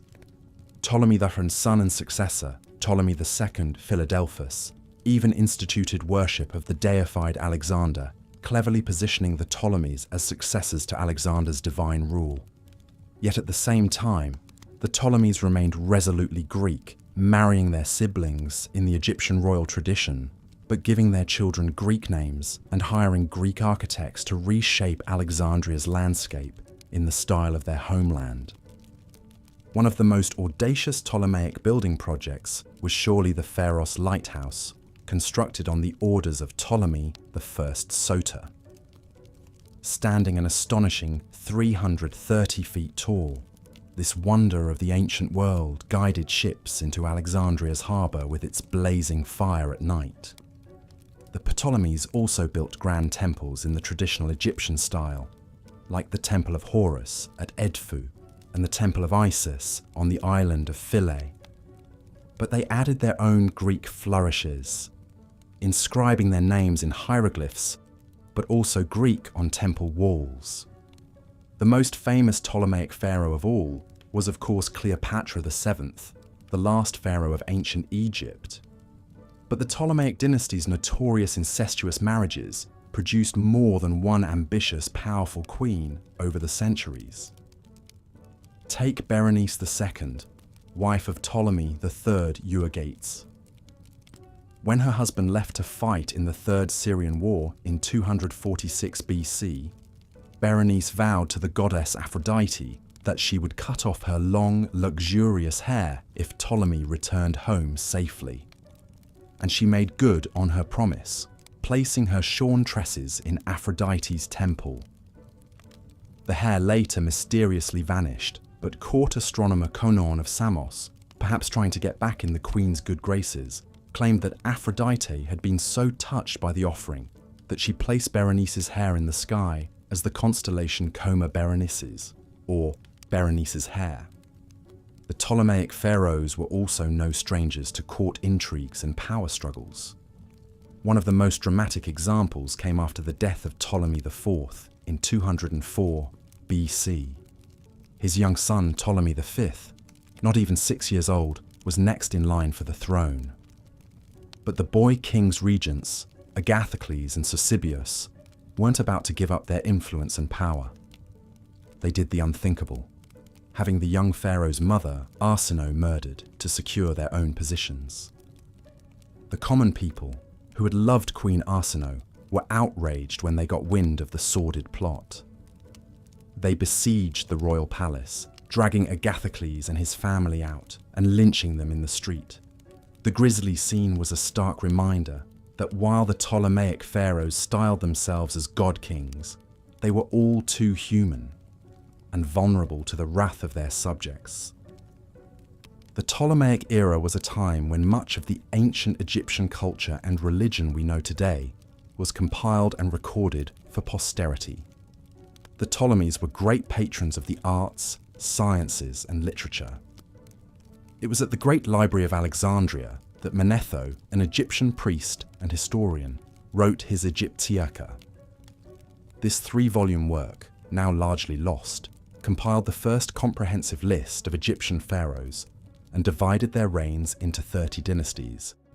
The framework we still use to parse ancient Egyptian chronology today, and it was under the Ptolemies that the Egyptian priest scribe Hor of Sebennytos penned a fascinating papyrus that has come to be known as the Dream Book. This enigmatic text lists nearly 200 different dreams and their supposed meanings. Some are rather mundane, like dreaming of eating figs, indicating the dreamer will come into money. But others are more sinister omens, like dreaming of being burned alive, signaling great danger ahead. The Ptolemaic dynasty ended with the tragic demise of its most famous queen, Cleopatra VII, in 30 BC. After picking the losing side in the Roman Civil War between Mark Antony and Octavian, Cleopatra took her own life, allegedly by the bite of a poisonous asp, rather than be paraded through the streets of Rome as a war trophy. With Cleopatra's death, the long line of divine pharaohs finally came to a close, and Egypt became a province of the Roman Empire. But the 3,000-year legacy the pharaohs left behind still endures. Every magnificent monument, every golden tomb treasure, every tall tale recorded on temple walls or papyrus scrolls has kept their larger-than-life stories alive.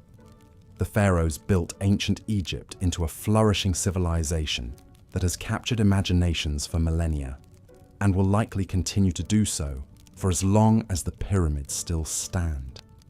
The mystique of the pharaohs lies in how, even at the distance of thousands of years, they still seem to straddle the line between gods and mortals, the natural and supernatural. The truth is, the pharaohs were both extraordinary and all too human. They performed mind-boggling feats of engineering, artistic, and cultural achievement that have rarely been matched. But they could also be petty, superstitious, ruthless, and tyrannical. They were a bundle of fascinating contradictions, chasing immortality while grappling with all the flaws and frailties of being human. So perhaps that's why, for all their power and pomp, the pharaohs still speak to us today. Their outsized lives are like monuments to the human condition itself, the soaring triumphs and the devastating lows that have defined the mortal experience since the dawn of civilization. The life of a pharaoh was one of immense power and privilege, but also one governed by strict religious duties and rituals. From the moment he awoke in his opulent palace, a pharaoh's day was meticulously planned and scheduled, with little room for spontaneity or personal indulgence. The pharaoh's morning routine was an elaborate affair, with teams of servants attending to his every need. He would be washed, perfumed, and dressed in fine linens, before donning the various crowns and symbols of his divine office. The distinctive double crown, or pshent, combined the white crown of Upper Egypt and the red crown of Lower Egypt, symbolizing the pharaoh's dominion over the unified land. But even in these mundane morning rituals, there was an undercurrent of magic and superstition. The pharaoh's clothing was imbued with powerful symbolism and believed to confer divine protection. Every cosmetic and item of jewelry had deep spiritual significance. Even the pharaoh's daily ablutions were a sacred rite, with priests reciting spells and incantations as sacred water from the Nile was poured over his head. With his regalia in place, the pharaoh would then consume a light breakfast before beginning his packed schedule of daily duties. As the earthly embodiment of the god Horus, one of the pharaoh's most vital roles was as the supreme religious leader of Egypt. He was responsible for maintaining Ma'at, the cosmic order and balance, through his divine intercession with the gods. This meant that a significant portion of the pharaoh's day was taken up with religious ceremonies and temple rituals. He would make offerings to the gods, perform libations, and recite the necessary incantations to ensure the continued favor of the divine realm. These rituals were not just symbolic, but were believed to have a real and tangible impact on the prosperity and stability of Egypt. But the pharaoh was not just a religious figurehead. He was also the supreme political ruler of one of the most powerful empires of the ancient world. After his religious duties were complete, he would hold court and meet with his advisors to discuss matters of state. The pharaoh had the final say on all issues of law, taxation, trade, and foreign policy. He would also hear petitions from his subjects and dispense justice as he saw fit. The concept of Ma'at extended to social order as well as cosmic balance, and the pharaoh was the ultimate arbiter of this earthly harmony. His word was quite literally law, and his judgments were considered infallible and incontestable. However, even with all of these weighty responsibilities, the pharaoh still had time for leisure and pursuits befitting his exalted status. He might go hunting in the lush marshes along the Nile, or enjoy a sumptuous banquet with his courtiers and foreign dignitaries.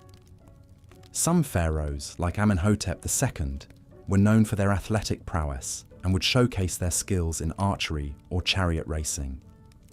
But even in these moments of relaxation, the pharaoh was never truly at ease. His life was governed by a strict code of behavior and a constant awareness of his divine role. Every action, every word, every decision was freighted with meaning and consequence. And beneath the surface of this gilded existence lurked a darker undercurrent of superstition, magic, and brutality. The pharaoh may have been the most powerful man in Egypt, but he was also the most vulnerable to the capricious whims of the gods and the machinations of his enemies. Jealous rivals, both within the royal family and among the nobility, constantly plotted and schemed to overthrow him. Sorcerers and magicians employed curses and hexes to bring about his downfall. Even the common people, though they revered the pharaoh as a living god, could turn against him if they felt he had failed in his divine duties. To protect against these myriad threats, both real and supernatural, the pharaoh relied on a complex web of magic and ritual. He wore amulets and talismans imbued with protective spells, and his food and drink were tested for poison by trusted servants. His palace was warded against evil spirits, and his bedchamber was guarded by the most loyal and fearsome of his warriors. But even with all of these precautions, the life of a pharaoh was a precarious one. The annals of Egyptian history are filled with the stories of pharaohs who met untimely and often gruesome ends, from assassination and warfare to disease and dark sorcery. In the end, the pharaoh was as much a prisoner of his divine role as he was its beneficiary. For all of his power and privilege, he was ultimately a slave to the crushing weight of tradition, superstition, and the unyielding expectations of his gods and his people. The life of a pharaoh was indeed a gilded cage, opulent and glittering on the outside, but constricting and suffocating within. And yet, for all of its dangers and drawbacks, the allure of the pharaonic crown was an irresistible one. The chance to wield such godlike power, to shape the course of an empire, to have one's name etched into eternity, these were temptations that few could resist.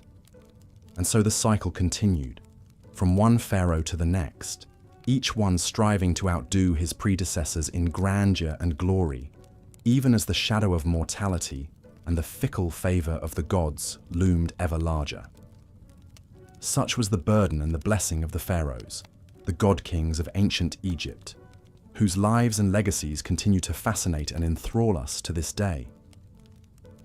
But the pharaonic crown was a heavy one, both literally and figuratively. The great golden headdresses and crowns worn by the pharaohs could weigh up to 5 pounds, a physical reminder of the weighty responsibilities they carried. And for all of their divine status and earthly power, the pharaohs were still mortal men, subject to the same fears, frailties, and vices as any other. Perhaps nowhere was this more evident than in the royal court, where the pharaoh was surrounded by a vast retinue of family, advisors, courtiers, and servants. While the pharaoh may have been the supreme ruler of Egypt, he still had to navigate the treacherous waters of court politics and intrigue on a daily basis. At the center of this was the royal family itself. The pharaoh typically had multiple wives, including a chief queen who held a special status and would bear the pharaoh's heir. But he also had a vast harem of lesser wives and concubines, many of whom were foreign princesses sent as diplomatic gifts to cement alliances with other nations. This complex web of marriages and liaisons was not just about pleasure or politics. It was also driven by a deep-seated obsession with preserving the purity and divinity of the royal bloodline. The Egyptians believed that the pharaohs were literal descendants of the gods, and that this divine essence was passed down through the generations. To maintain this purity, the pharaohs often married within their own family, taking their sisters, daughters, and even their own mothers as wives. This practice of royal incest may seem shocking and abhorrent to modern sensibilities, but for the ancient Egyptians, it was a sacred duty. a way of keeping the divine blood of the pharaohs untainted by mortal influence. Of course, this incestuous inbreeding often had the opposite effect, leading to genetic defects, deformities, and a host of health problems for the royal family. The mummies of several pharaohs, including the famous King Tutankhamun, show clear signs of congenital disabilities and chronic illnesses that were likely the result of generations of close familial marriages. But for the pharaohs, the risks of incest were outweighed by the perceived benefits of preserving their divine status. And in a society where the pharaoh was seen as a living god, there was no higher priority than maintaining the purity and power of the royal line. This obsession with divine kingship also had profound implications for the role of women in ancient Egyptian society. While women in general had more rights and freedoms than in many other ancient cultures, the power of the pharaonic throne was still very much a male domain. There were, however, a few notable exceptions to this rule. Perhaps the most famous of these was Hatshepsut, a queen who took on the full powers and regalia of a pharaoh and ruled Egypt in her own right for over 2 decades. Hatshepsut was a master politician and propagandist, commissioning statues and monuments that depicted her as a powerful and legitimate ruler, complete with the traditional false beard worn by male pharaohs. She even went so far as to have herself portrayed as a male in many of her official depictions, a way of asserting her divine right to rule. But Hatshepsut's reign was the exception rather than the rule, and her successor Thutmose III went to great lengths to erase her memory and her monuments after her death. For the most part, the divine kingship of the pharaohs remained a strictly masculine affair, with women relegated to supporting roles as queens, mothers, and daughters. This gender imbalance also extended to the royal succession, which was often a bloody and brutal affair. While the pharaonic crown typically passed from father to son, there was no formal system of primogeniture, and rival princes and factions would often vie for power in the event of an unclear or contested succession. These power struggles could turn deadly, with rivals resorting to assassination, exile, or outright civil war to seize the throne. The most famous example of this was perhaps the mysterious death of Tutankhamun, who many historians believe was murdered by his advisor and successor, A, in order to clear the path for his own ascension. Even when the succession was clear, the new pharaoh often faced challenges and threats to his rule from within his own family.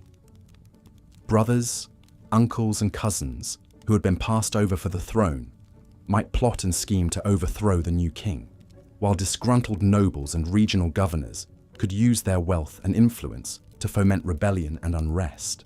To counter these threats, the pharaohs relied on a combination of political savvy, military might, and divine propaganda. They would reward loyal followers with titles, lands, and wealth, while ruthlessly suppressing any signs of dissent or disloyalty. They would also go to great lengths to emphasize their own divine status and right to rule, commissioning grand monuments and temples that celebrated their godly power and accomplishments. But even the mightiest pharaoh was still mortal, and the spectre of death loomed large over the royal court. The Egyptians believed that the pharaoh's divine essence would live on in the afterlife, where he would join the gods in an eternal paradise. But to achieve this immortality, the pharaoh's body had to be preserved and protected, along with all the trappings of his earthly power and status. This belief in the afterlife was the driving force behind the construction of the Great Pyramids, the massive tombs that have become synonymous with ancient Egyptian culture. These monumental structures were not just grand displays of wealth and power. They were also elaborate machines designed to launch the pharaoh's soul into the heavens and ensure his eternal life among the gods. The process of preparing a pharaoh for the afterlife was a long and elaborate one, beginning even before his death. As soon as a new pharaoh took the throne, work would begin on his tomb and mortuary temple, which could take decades to complete. The pharaoh would be intimately involved in the planning and design of these structures, choosing the location, the layout, and the decorative program that would adorn the walls. At the same time, the pharaoh would begin accumulating the vast array of grave goods and treasures that would accompany him into the afterlife. These could include everything from furniture and clothing to jewelry and weapons, as well as huge stockpiles of food and drink to sustain the pharaoh on his journey. But perhaps the most vital component of the pharaoh's afterlife preparations was the process of mummification, which would transform his mortal body into an eternal vessel for his divine spirit. This was a long and complex process that could take up to 70 days to complete, involving the removal of internal organs, the desiccation of the body with natron salts, and the careful wrapping of the corpse in layers of linen bandages.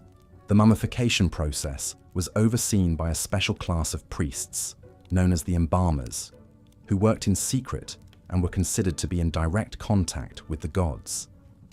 They would recite special prayers and incantations at each stage of the process, imbuing the mummy with magical spells and protections that would ensure its safe passage into the afterlife.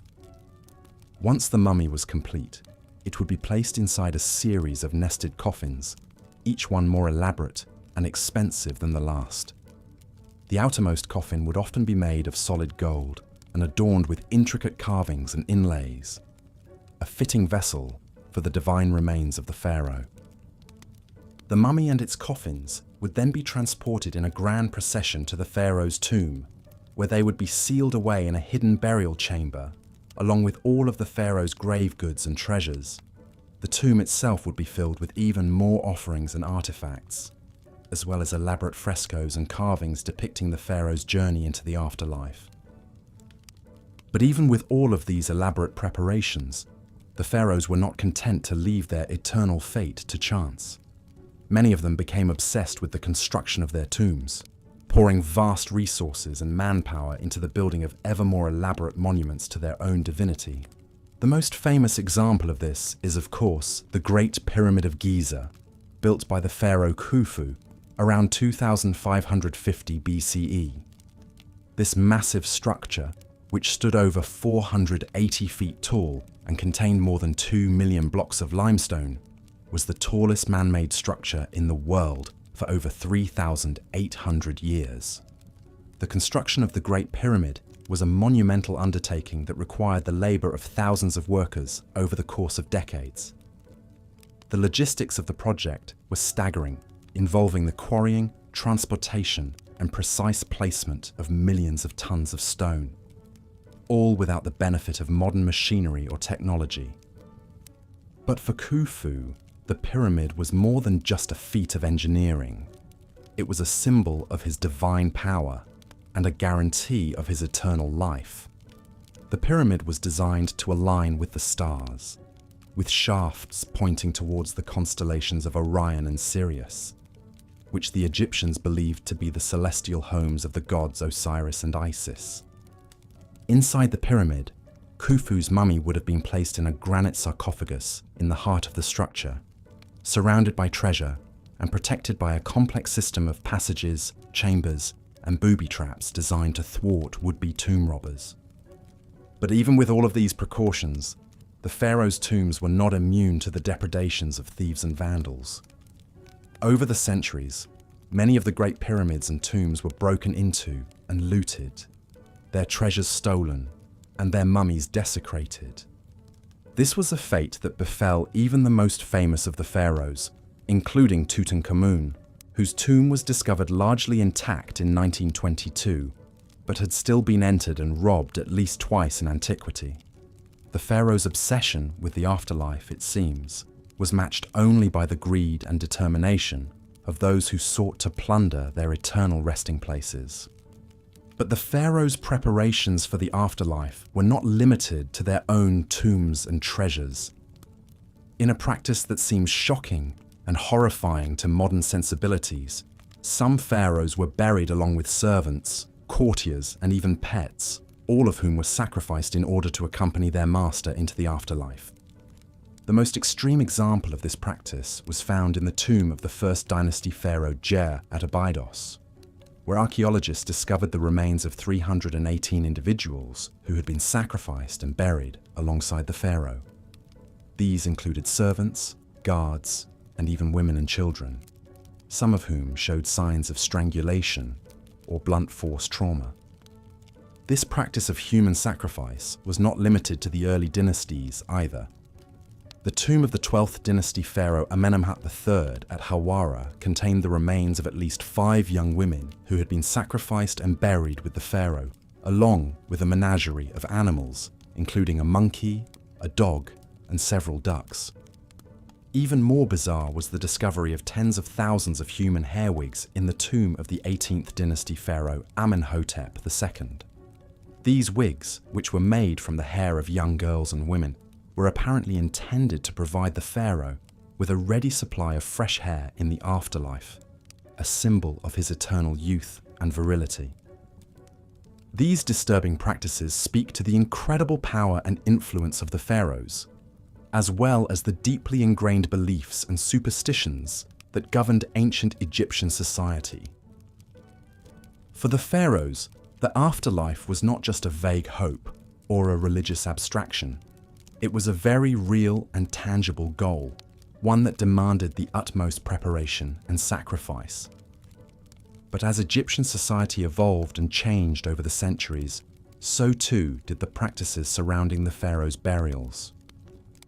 By the time of the New Kingdom, human sacrifice had largely fallen out of favor, replaced by symbolic offerings and the use of Shabti figurines, small statues that were believed to come to life and serve the pharaoh in the afterlife.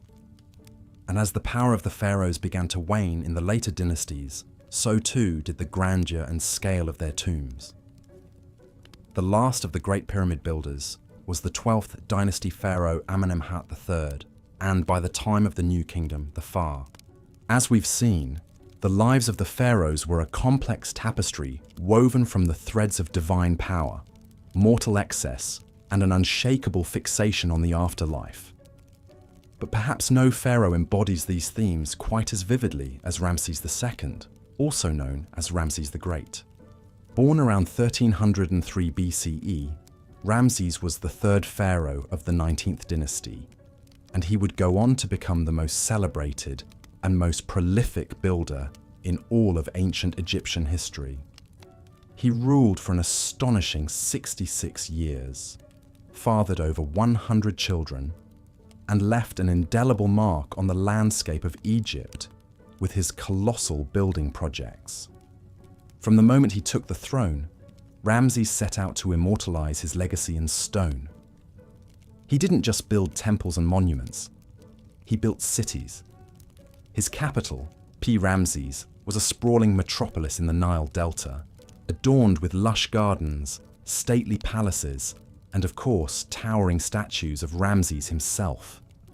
The city was a testament to Ramses' wealth, power, and unrivaled ego.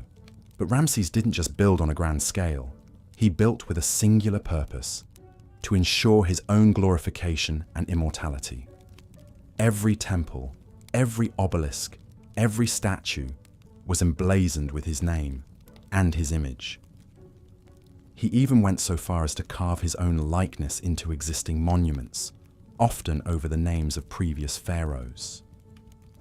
In Ramses' world, there was room for only one god on earth, and that god was Ramses. Of course, all this self-aggrandizement didn't come cheap. Ramses' building projects required vast amounts of labor and resources, much of it carried out by slaves and prisoners of war. The lives of these workers were hard and often short, spent toiling in the blistering heat of the desert sun. But to Ramses, their suffering was a small price to pay for the glory of his eternal legacy. And what a legacy it was! From the magnificent temples of Abu Simbel to the sprawling complex of Karnak, Ramses left his mark on nearly every corner of Egypt. His reign saw military triumphs like the Battle of Kadesh against the Hittites, as well as monumental building achievements like the completion of the Great Hypostyle Hall at Karnak, a forest of 134 massive columns covering an area of 54,000 square feet. But perhaps Ramses' most enduring legacy is the very fact that we know so much about him at all. With his relentless self-promotion and larger-than-life persona, Ramses ensured that his name would live on long after his death. And live on it has. Ramses remains one of the most famous and recognizable figures from the ancient world, a towering symbol of the power and majesty of the pharaohs. Of course, not all pharaohs were as successful in their quest for immortality as Ramses. Take, for example, the curious case of Akhenaten, the so-called heretic king who ruled during the 18th dynasty. Akhenaten is best known for his radical religious reforms, in which he abandoned the traditional pantheon of Egyptian gods in favor of a single deity, the Aten, represented by the solar disk. Akhenaten's devotion to the Aten was all-consuming. He built a new capital city, Akhetaten, dedicated solely to the worship of his one true god. He changed his name from Amenhotep IV to Akhenaten, meaning devoted to Aten. He even altered the traditional style of Egyptian art, eschewing the rigid, formalized depictions of pharaohs and gods in favor of a more naturalistic, almost androgynous style. But Akhenaten's religious revolution was short-lived. After his death, his successors quickly abandoned Akhetaten and returned to the old gods, going so far as to deface and dismantle Akhenaten's monuments and temples. His name was struck from the records, his legacy all but erased. In the end, Akhenaten's single-minded devotion to his god led not to immortality, but to obscurity. And then there's the sad story of Tutankhamun, better known to us as King Tut. Tutankhamun is perhaps the most famous pharaoh of all time, thanks in large part to the stunning discovery of his intact tomb in 1922. But the life of this young king was marked by tragedy from the very start. Tutankhamun was born into a royal family in crisis. His father was none other than Akhenaten, and his mother was likely Akhenaten's own sister. Inbreeding was not uncommon among the Egyptian royalty, who believed that keeping the royal bloodline pure was essential to maintaining their divine status. But it also led to a host of genetic problems, including the congenital defects that plagued Tutankhamun throughout his short life. When Tutankhamun took the throne around the age of 9, he inherited a kingdom in chaos. Akhenaten's religious reforms had alienated the powerful priesthood and destabilized the country. Tutankhamun's advisors, including the Vizier Ai and the General Horemheb, set about restoring the old order, reopening the temples, and re-establishing the cult of Amun. But Tutankhamun himself was a frail and sickly child, beset by a host of physical ailments. He suffered from a cleft palate, a clubbed foot, and a severe overbite. He walked with a cane and may have even suffered from a rare genetic disorder called Klippel-Feil syndrome, which causes the fusion of the vertebrae in the neck. Despite his physical limitations, Tutankhamun did his best to fulfill his duties as pharaoh. He oversaw the restoration of the old temples and commissioned new building projects, including his own tomb in the Valley of the Kings. But his reign was cut tragically short. Tutankhamun died around the age of 19, possibly from an infection caused by a broken leg. The story of Tutankhamun is a poignant reminder of the human frailty that lurked behind the facade of divine power. For all their wealth and influence, the pharaohs were still mortal men, subject to the same flaws and weaknesses as the rest of us. And yet, through the enduring legacy of their tombs and their treasures, they achieved a kind of immortality after all, not as gods, but as enduring symbols of a fascinating and mysterious world that continues to captivate us to this day. As we've journeyed through the lives of these legendary rulers, from the excesses of Ramses to the enigma of Akhenaten to the tragedy of Tutankhamun, one thing becomes clear. The pharaohs were as complex and multifaceted as the civilization they ruled. They were gods and men, builders and destroyers, visionaries and tyrants. They lived lives of unimaginable splendor and opulence, but they were also haunted by the specter of death and the relentless pursuit of immortality. In the end, perhaps it is this very complexity that makes the pharaohs so endlessly fascinating to us. They were not just historical figures, but mythic archetypes, embodying the timeless themes of power, ambition, and the search for meaning in the face of mortality. And through the enduring legacy of their monuments and their stories, they continue to speak to us across the millennia, whispering secrets of a world long vanished but never truly lost. As we marvel at the pyramids and the temples, the golden masks and the hieroglyphic inscriptions, we are reminded of the indomitable human spirit that drove these ancient kings to reach for the stars. And we are humbled by the realization that, for all their godlike power, they were ultimately as mortal as the rest of us, subject to the same joys and sorrows, triumphs and tragedies that define the human experience. So let us pay tribute to the pharaohs, those towering figures who shaped the course of history and left an indelible mark on the sands of time. Let us remember them not just as distant mythical figures, but as flesh and blood human beings, with all their flaws and foibles, their dreams and their despairs. And let us learn from their stories, both the inspiring and the cautionary, as we navigate our own paths through the shifting sands of life. For in the end, the legacy of the pharaohs is not just a matter of bricks and mortar, gold and granite. It is a testament to the enduring power of the human spirit, to our unquenchable thirst for meaning and purpose, for beauty and transcendence. And it is a reminder that, no matter how mighty we may become, we are all part of a tapestry far greater and more enduring than any one of us can ever hope to be. So let us give thanks for the pharaohs and for all those who came before and after them, who strived and struggled and left their mark upon the world. And let us carry their stories with us as we venture forth into the unknown, armed with the wisdom of the ages and the courage of our convictions. For in the end, the measure of a life is not in the splendor of its monuments or the grandeur of its tombs, but in the love and compassion we show to one another, and in the legacy of hope and resilience we leave behind. And in this, the pharaohs, for all their flaws and failings, have much to teach us still. As we delve deeper into the shadowy world of the pharaohs, we must also acknowledge the intricate web of royal relationships and rivalries that shape their lives and legacies.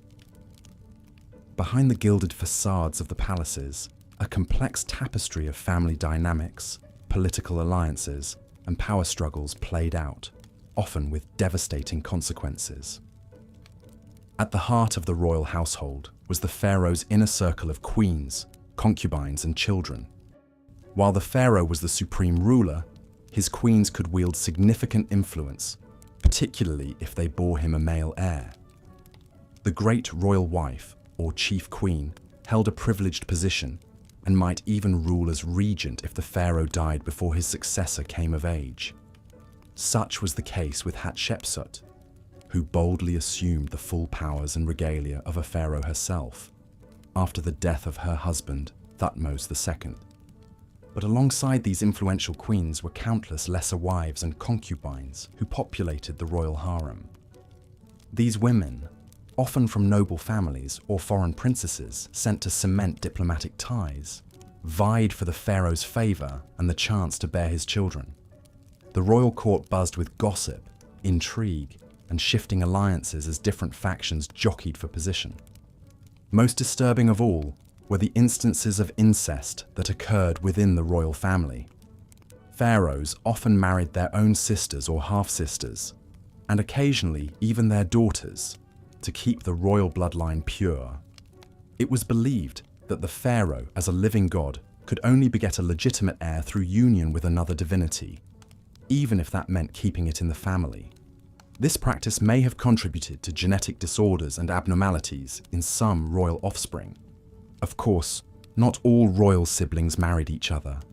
Some rivalries between princes and princesses burned red hot, exploding into murderous power grabs. Take, for example, the suspected plot by Ramses III's secondary wife Tiye to assassinate the pharaoh and install her own son, Pentawere, on the throne instead of the chosen Crown Prince Ramses IV. Ancient papyrus court records paint a chilling picture of a harem conspiracy that ended in convictions and executions. Even the legendary Cleopatra VII, last of the Ptolemaic dynasty, was no stranger to ruthless family rivalries. She allegedly had her own younger sister Arsinoe IV murdered to solidify her claim to the throne.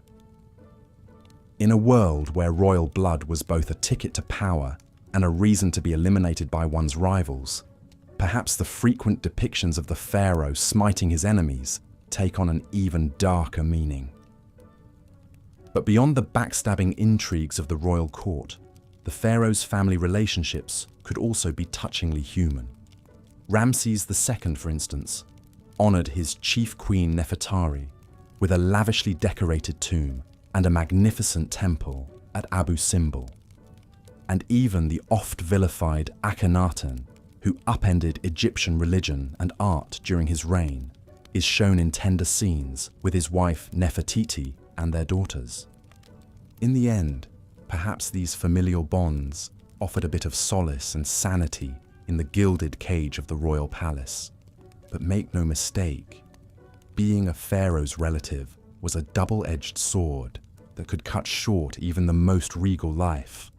From the incestuous unions to the cutthroat rivalries, the twisted family trees of the pharaohs bore strange and often poisonous fruit. The royal family was the most exclusive club in ancient Egypt, and possibly the most dangerous. As we turn now to examine the pharaoh's exalted role as a living god on earth, keep in mind the tangled human relationships that lurked beneath that lofty, divine surface. The pharaoh may have been the sun around which the Egyptian universe revolved, but the gravity of family and political forces also yanked him in unpredictable directions, even as he strove to maintain cosmic order and harmony. In the worldview of the ancient Egyptians, the pharaoh was no mere mortal ruler. He, or in rare cases she, was a living god, the divine embodiment of the falcon-headed sky god, Horus on earth. As the intermediary between the heavenly realm of the gods and the earthly domain of humans, the pharaoh played a vital role in maintaining Ma'at, the cosmic order, balance, and justice that held chaos at bay. This concept of divine kingship elevated the pharaoh to a superhuman status and imbued his every action with cosmic significance. From the moment of his coronation, when he assumed the double crown of Upper and Lower Egypt, the pharaoh ceased to be fully human and became a conduit for divine power. His word was law, his decrees were the will of the gods, and his very being was sacrosanct. One of the most visible manifestations of the pharaoh's divinity were the sprawling temple complexes that dotted the land. These weren't just places of worship, they were the earthly mansions of the gods, where the pharaoh performed sacred rituals to maintain the vital link between the human and divine spheres. The grandest of these temples, like the Karnak complex in Thebes or the Luxor temple downstream, were cities unto themselves, bustling with priests, craftsmen, and servants, all dedicated to serving the pharaoh god. Within these sacred precincts, the pharaoh would make offerings, recite incantations, and perform elaborate ceremonies to appease the gods and ensure the continued flow of divine blessings. The most important of these rituals was the daily rebirth of the sun, in which the pharaoh metaphorically merged with the sun god Ra to be reborn anew each morning. By participating in this endless cycle of death and renewal, the pharaoh helped to sustain the very fabric of the cosmos. But the pharaoh's divine status wasn't just a religious concept. It had far-reaching implications for Egyptian society and politics as well. As a living god, the pharaoh had absolute authority over his subjects. His word was law, and his commands were not to be questioned. Obedience to the pharaoh was equated with piety, and rebellion against him was tantamount to sacrilege. This godlike power could be intoxicating, and some pharaohs took their divine status to disturbing extremes. Perhaps the most notorious example was Amenhotep IV, better known as Akhenaten, who upended centuries of Egyptian religious tradition by proclaiming the sun disk Aten as the one true god and himself as its sole prophet. In a burst of religious fervor, Akhenaten ordered the names and images of other gods to be erased, closed their temples, and even moved the capital to a remote desert site he called Akhenaten, or Horizon of the Aten. While Akhenaten's religious revolution was short-lived, it showcased the immense power and influence a pharaoh could wield as a divine ruler. The fact that he could single-handedly overturn the entire pantheon of Egyptian gods and impose a new state religion by sheer force of will speaks volumes about the pharaoh's godlike authority. But even in less tumultuous times, the pharaoh's divinity set him apart from the rest of Egyptian society. He was a remote, awe-inspiring figure, rarely seen in public outside of carefully stage-managed appearances. His subjects approached him with a mixture of reverence and terror, prostrating themselves in his presence and averting their eyes from his divine radiance.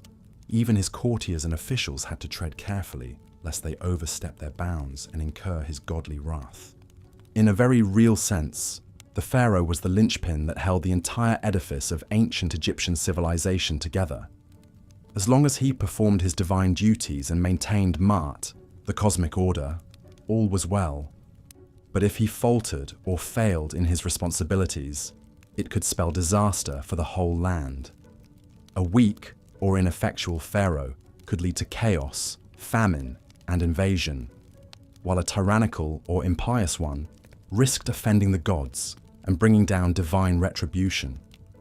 It's no wonder then that the Egyptians invested so much time, labor, and resources into exalting and glorifying their pharaohs. The colossal statues, soaring obelisks, and lavish tomb complexes were all testament to the pharaoh's superhuman status and enduring legacy. They were also a way of bolstering his divine power and reinforcing his vital role in the cosmic order. But as we'll see in the next chapter, this obsession with the pharaoh's divinity reached its apex in the very last place one might expect, the tomb. For the ancient Egyptians, death was not the end for a pharaoh, but merely a transition to an even more exalted state of being.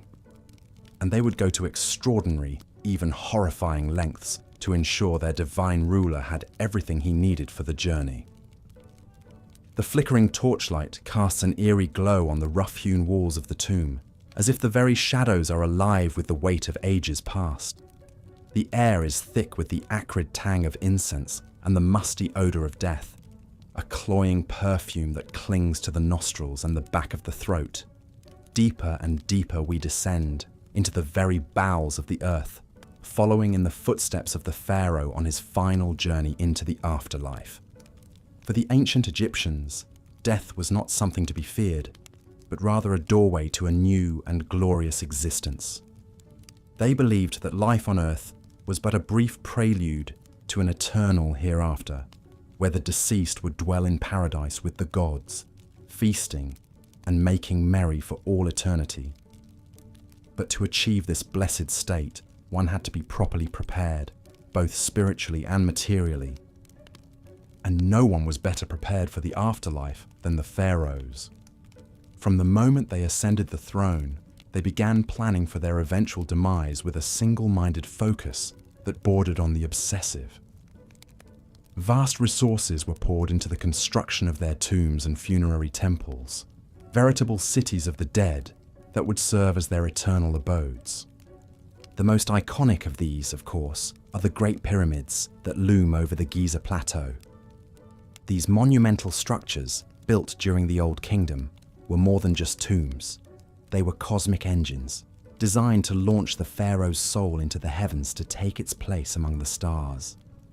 The pyramid's smooth, sloping sides were meant to evoke the primordial mound of creation, while its precise alignment to the cardinal points mirrored the order and symmetry of the cosmos itself. But even more vital than the tomb itself was the complex process of preparing the pharaoh's body for the afterlife.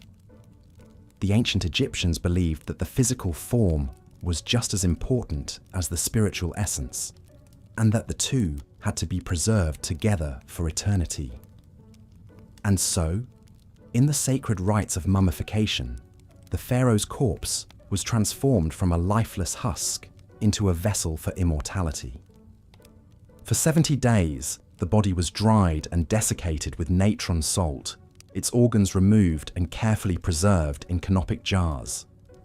Then, in an elaborate ritual that could take weeks, the mummy was anointed with sacred oils, wrapped in countless layers of linen bandages, and adorned with protective amulets and jewelry.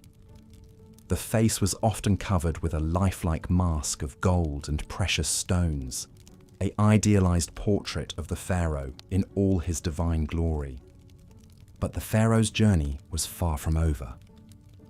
Once the mummy was complete, it had to be transported to the tomb in a grand funerary procession, accompanied by priests chanting hymns and spells to ward off evil spirits.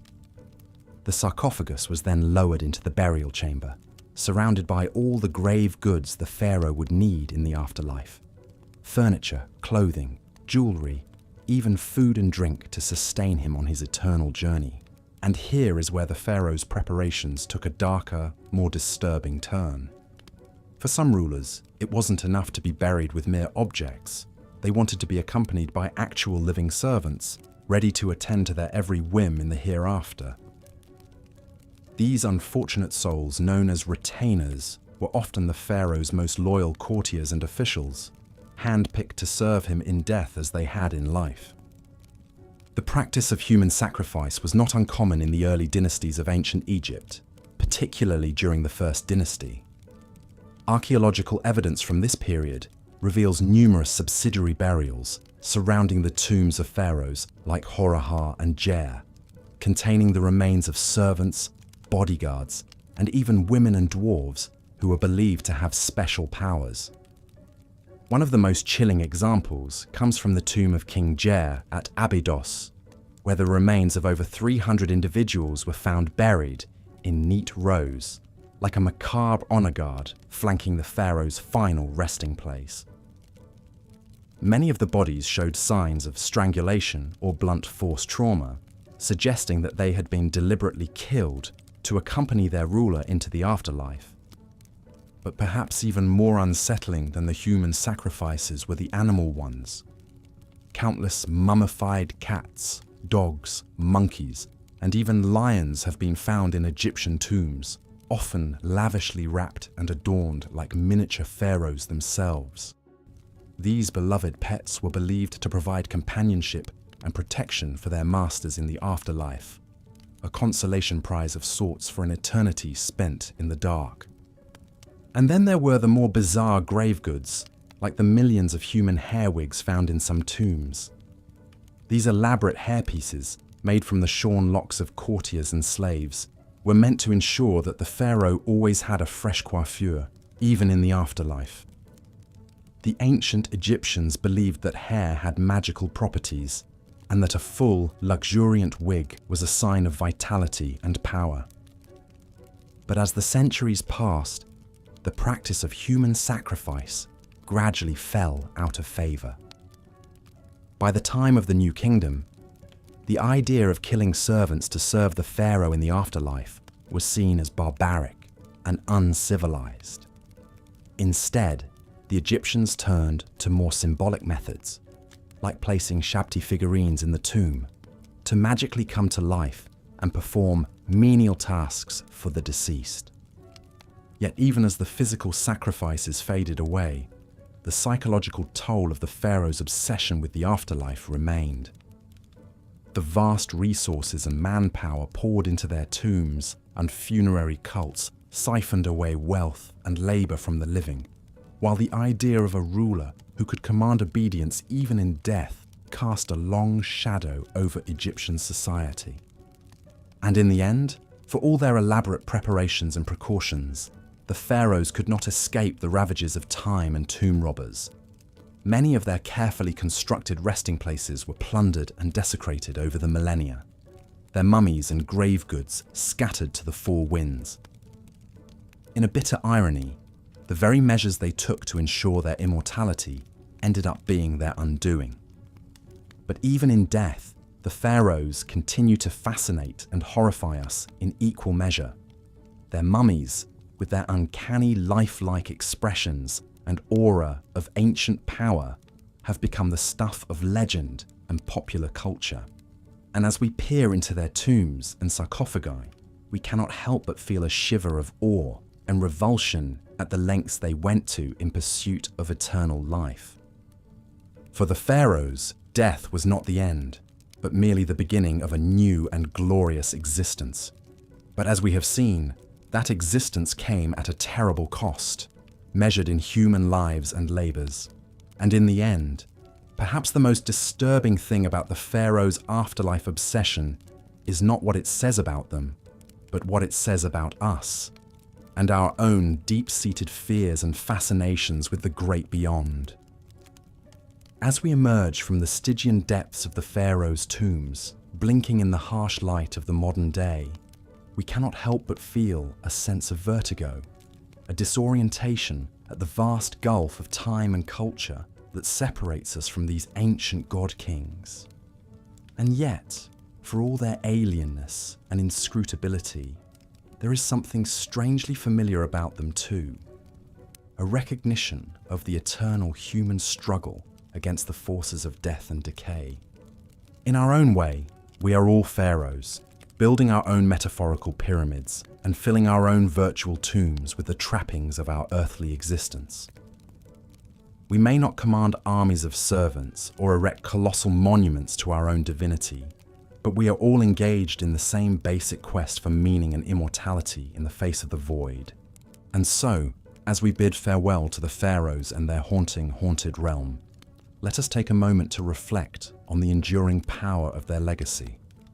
For all their flaws and foibles, these ancient rulers left an indelible mark on human history and the human imagination, one that continues to resonate down through the ages.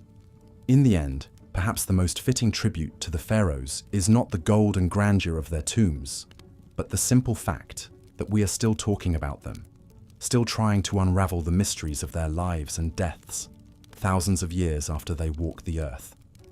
In a way, they have achieved the very thing they sought so desperately in life, a kind of immortality, a persistence in memory and myth that transcends the bounds of time and space. And so, let us raise a metaphorical glass to the pharaohs, those strange and terrible demigods who ruled over the sands of Egypt so long ago.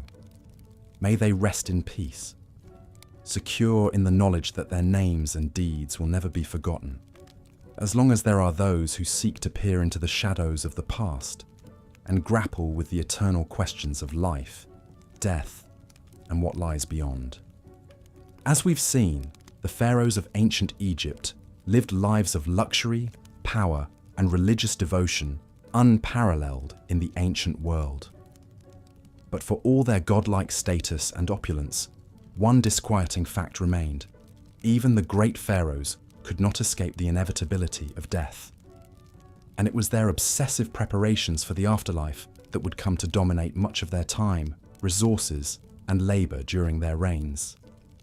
The Egyptian preoccupation with death and what lay beyond stemmed from their belief in an eternal afterlife. They envisioned a paradise where they would continue to live as they had on Earth, engaging in the same daily routines and pastimes. But to achieve this immortality, great pains had to be taken to preserve the body and provide all the necessities the deceased pharaoh would need. This is where the famous Egyptian practice of mummification comes in. The elaborate process could take up to 70 days and involved removing internal organs, drying out the body with natron salt, and wrapping it in layers of linen. Performed by skilled embalmers, mummification was a vital step to ensure the pharaoh's body would remain intact for the afterlife. But a well-preserved mummy wasn't enough. the eternal pharaoh would also need food, clothing, furniture, jewelry, and entertainment to sustain and occupy them. Enter the grave goods. Tombs were packed with all manner of worldly possessions, from basic necessities to intricate works of art. The famous golden death mask of Tutankhamun is just one example of the literal treasures the pharaohs took with them. Even more important than the mummy and grave goods, however, was the tomb itself.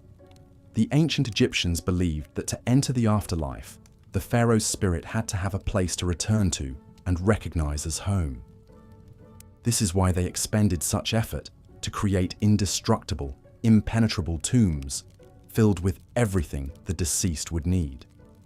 We've marveled at the pyramids of Giza, but they are only the beginning when it comes to the pharaonic obsession with monumental tomb building.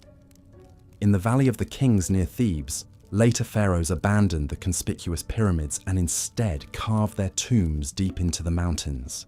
These sprawling, rocky tunnel systems were designed to foil grave robbers and protect the pharaoh's spirit for all of eternity. Some pharaohs, though, took their quest for a secure and luxurious afterlife to even greater and more disturbing extremes. The tomb of King Jer from the First Dynasty was found to contain the remains of 318 men and women who had apparently been sacrificed upon his death. These retainer sacrifices were a grim practice where servants, officials, and possibly even family members gave their lives to continue serving the pharaoh in the afterlife. Thankfully, by the time of the New Kingdom, human sacrifice for the pharaoh's afterlife had fallen out of practice. But that didn't stop some from making other bizarre arrangements. Amenhotep II was found buried with millions of human hair wigs, while Ramses II was interred with his beloved pet cat. Even in death, it seems, the pharaohs were loath to give up the extravagant trappings of their divine earthly existence. Of course, for all their painstaking plans and precautions, many pharaonic tombs were looted over the centuries. The fabulous treasures of Tutankhamun's tomb only survived because it was lost and forgotten. But that doesn't take away from the fascinating and, yes, disturbing lengths the pharaohs went to in their quest to cheat death and ensure their immortality. Their tombs, mummies, and the priceless relics interred with them have given us an unparalleled glimpse into one of history's most captivating and enduring cultures. And the mummies of the mighty pharaohs are still yielding their secrets today thanks to modern archaeological science. CT scans and DNA testing are allowing us to virtually unwrap these ancient kings and queens and peer into their lives and lineages like never before. In a way, then, the pharaohs did succeed in securing their immortality, if not quite in the way they intended. Their mortal remains and belongings continue to enthrall and educate us thousands of years later. And as we unravel more mysteries of their world, we come that much closer to understanding the lives and minds of these legendary rulers who held sway over the Nile and still command our imaginations today. But no study of the pharaohs would be complete without also acknowledging some of the most famous and infamous individuals to wear the double crown of Upper and Lower Egypt. Legendary names like Ramses the Great, the indomitable Hatshepsut, the sun-worshipping iconoclast Akhenaten, and the bewitching Cleopatra still conjure vivid images and have come to define our popular conceptions of Egyptian royalty. Ramses II, or Ramses the Great, was a king of the 19th dynasty and one of Egypt's most celebrated builders. Reigning for an astonishing 66 years, Ramses left his mark on nearly every ancient Egyptian site still standing from Luxor to Abu Simbel. His mummy reveals a man of regal bearing, strong features, and flaming red hair, and he is believed to have fathered over 100 children in his time. Now that's a kingly legacy. And speaking of a royal family tree, one cannot forget the 18th dynasty pharaoh Akhenaten and his legendary wife Nefertiti. Coming to power around 1353 BCE, Akhenaten rocked the very foundations of Egyptian society by rejecting the traditional pantheon of gods to institute a monotheistic cult of the sun disk Aten. He even changed his name from Amenhotep IV to Akhenaten, or devoted to Aten, as part of his religious revolution. Aiding him in this spiritual shake-up was his beautiful and clever chief queen Nefertiti, whose famous painted limestone bust has come to symbolize ancient Egyptian glamour and intrigue. But the Aten experiment was short-lived. After Akhenaten's death, his son, a young king you may have heard of by the name of Tutankhamun, reversed his father's decree and restored the old gods, condemning Akhenaten to the ignoble fate of having his name struck from official records and monuments. Of course, any mention of Egyptian rulers would be incomplete without Cleopatra, the last active pharaoh and Ptolemaic queen who has become the very archetype of the irresistible temptress. But Cleopatra was much more than a mere seductress. She was a brilliant politician, speaker of 9 languages, and a shrewd strategist who captivated the likes of Julius Caesar and Mark Antony. Though her reign ended with the fall of Egypt to Rome, Cleopatra's legend has only grown in the centuries since. These towering figures are just a sampling of the remarkable personalities that make up the saga of ancient Egypt's god-kings and queens. Each of their lives contains enough drama, intrigue, and colour to fill volumes. But they all embodied, in one way or another, the fascinating paradox of the pharaoh, a mortal who would be God, with one foot in the earthly realm and the other in eternity. It's this captivating duality, as well as the haunting remnants of their glittering world, that continue to enthrall us and draw us back to ancient Egypt time and again. The mighty pharaohs reigned over a sophisticated civilization for some 3,000 years, shaping our notions of absolute power and leaving behind some of the most formidable monuments ever constructed. But in the end, like all of us, they too were mortal, and no amount of gold or godhood could shield them from the fate that awaits us all. Within their tombs, temples, and mummies, they left tantalizing hints of their larger-than-life existence, shot through with the universal human hopes and fears we can all recognize. And that, perhaps, is their greatest legacy of all, the eternal reminder that even the most exalted among us desire nothing more than to be remembered. As we close this chapter on the lives of the pharaohs, take a moment to reflect on all we've uncovered, the sacred and the profane, the awe-inspiring and the unsettling. These ancient god-kings have much to teach us still about power, belief, legacy, and the enduring fascination of a long-lost world we are only beginning to understand. The mighty pharaohs, in all their dazzling, dramatic, and disturbing glory, will never cease to captivate us, inviting us to unravel the mysteries of their age and our own. And the inquiring mind will always heed the call to wade deeper into the past, where these legendary rulers await with their eternal secrets. As we've seen, the ancient Egyptian pharaohs lived lives of incredible power and privilege, but also darkness and brutality. From their opulent palaces to their obsessive preparations for the afterlife, these divine rulers shaped every aspect of their kingdom's culture, religion, and history. Even today, thousands of years later, the pharaohs continue to captivate us with their larger-than-life personalities, their monumental building projects, and the enduring mysteries they left behind. New discoveries and advanced scientific techniques are allowing us to unravel their secrets like never before.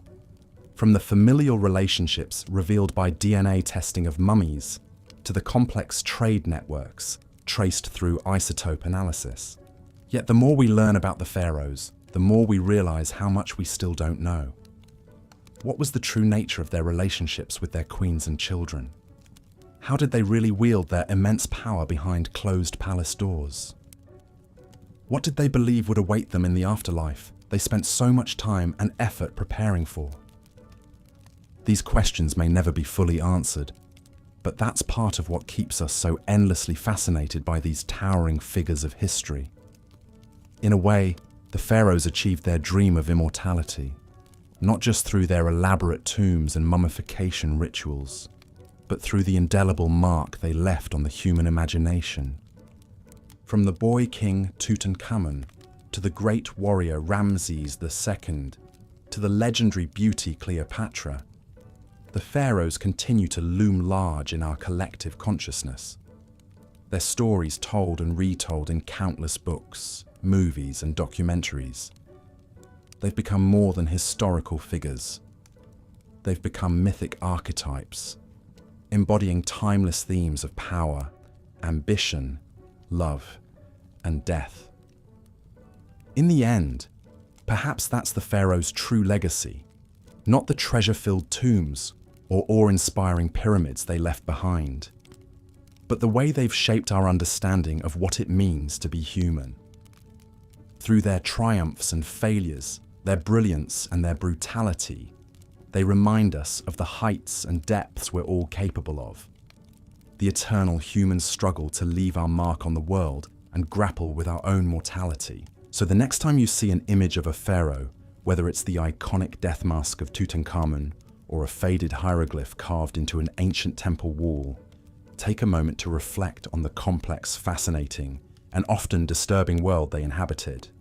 And remember that even the mightiest among us are ultimately subject to the same fundamental questions and challenges that have defined the human experience for millennia. Thank you for joining me on this journey through the lives of the ancient Egyptian pharaohs. I hope you found it as enlightening and captivating as I have. If you enjoyed this video, please consider leaving a like and subscribing to the channel for more deep dives into the most fascinating chapters of human history. Ones that just might change the way you think about your own place in the grand sweep of time. Until next time, sweet dreams of sandy dunes, shimmering Nile waters, and golden burial masks gleaming in the dark.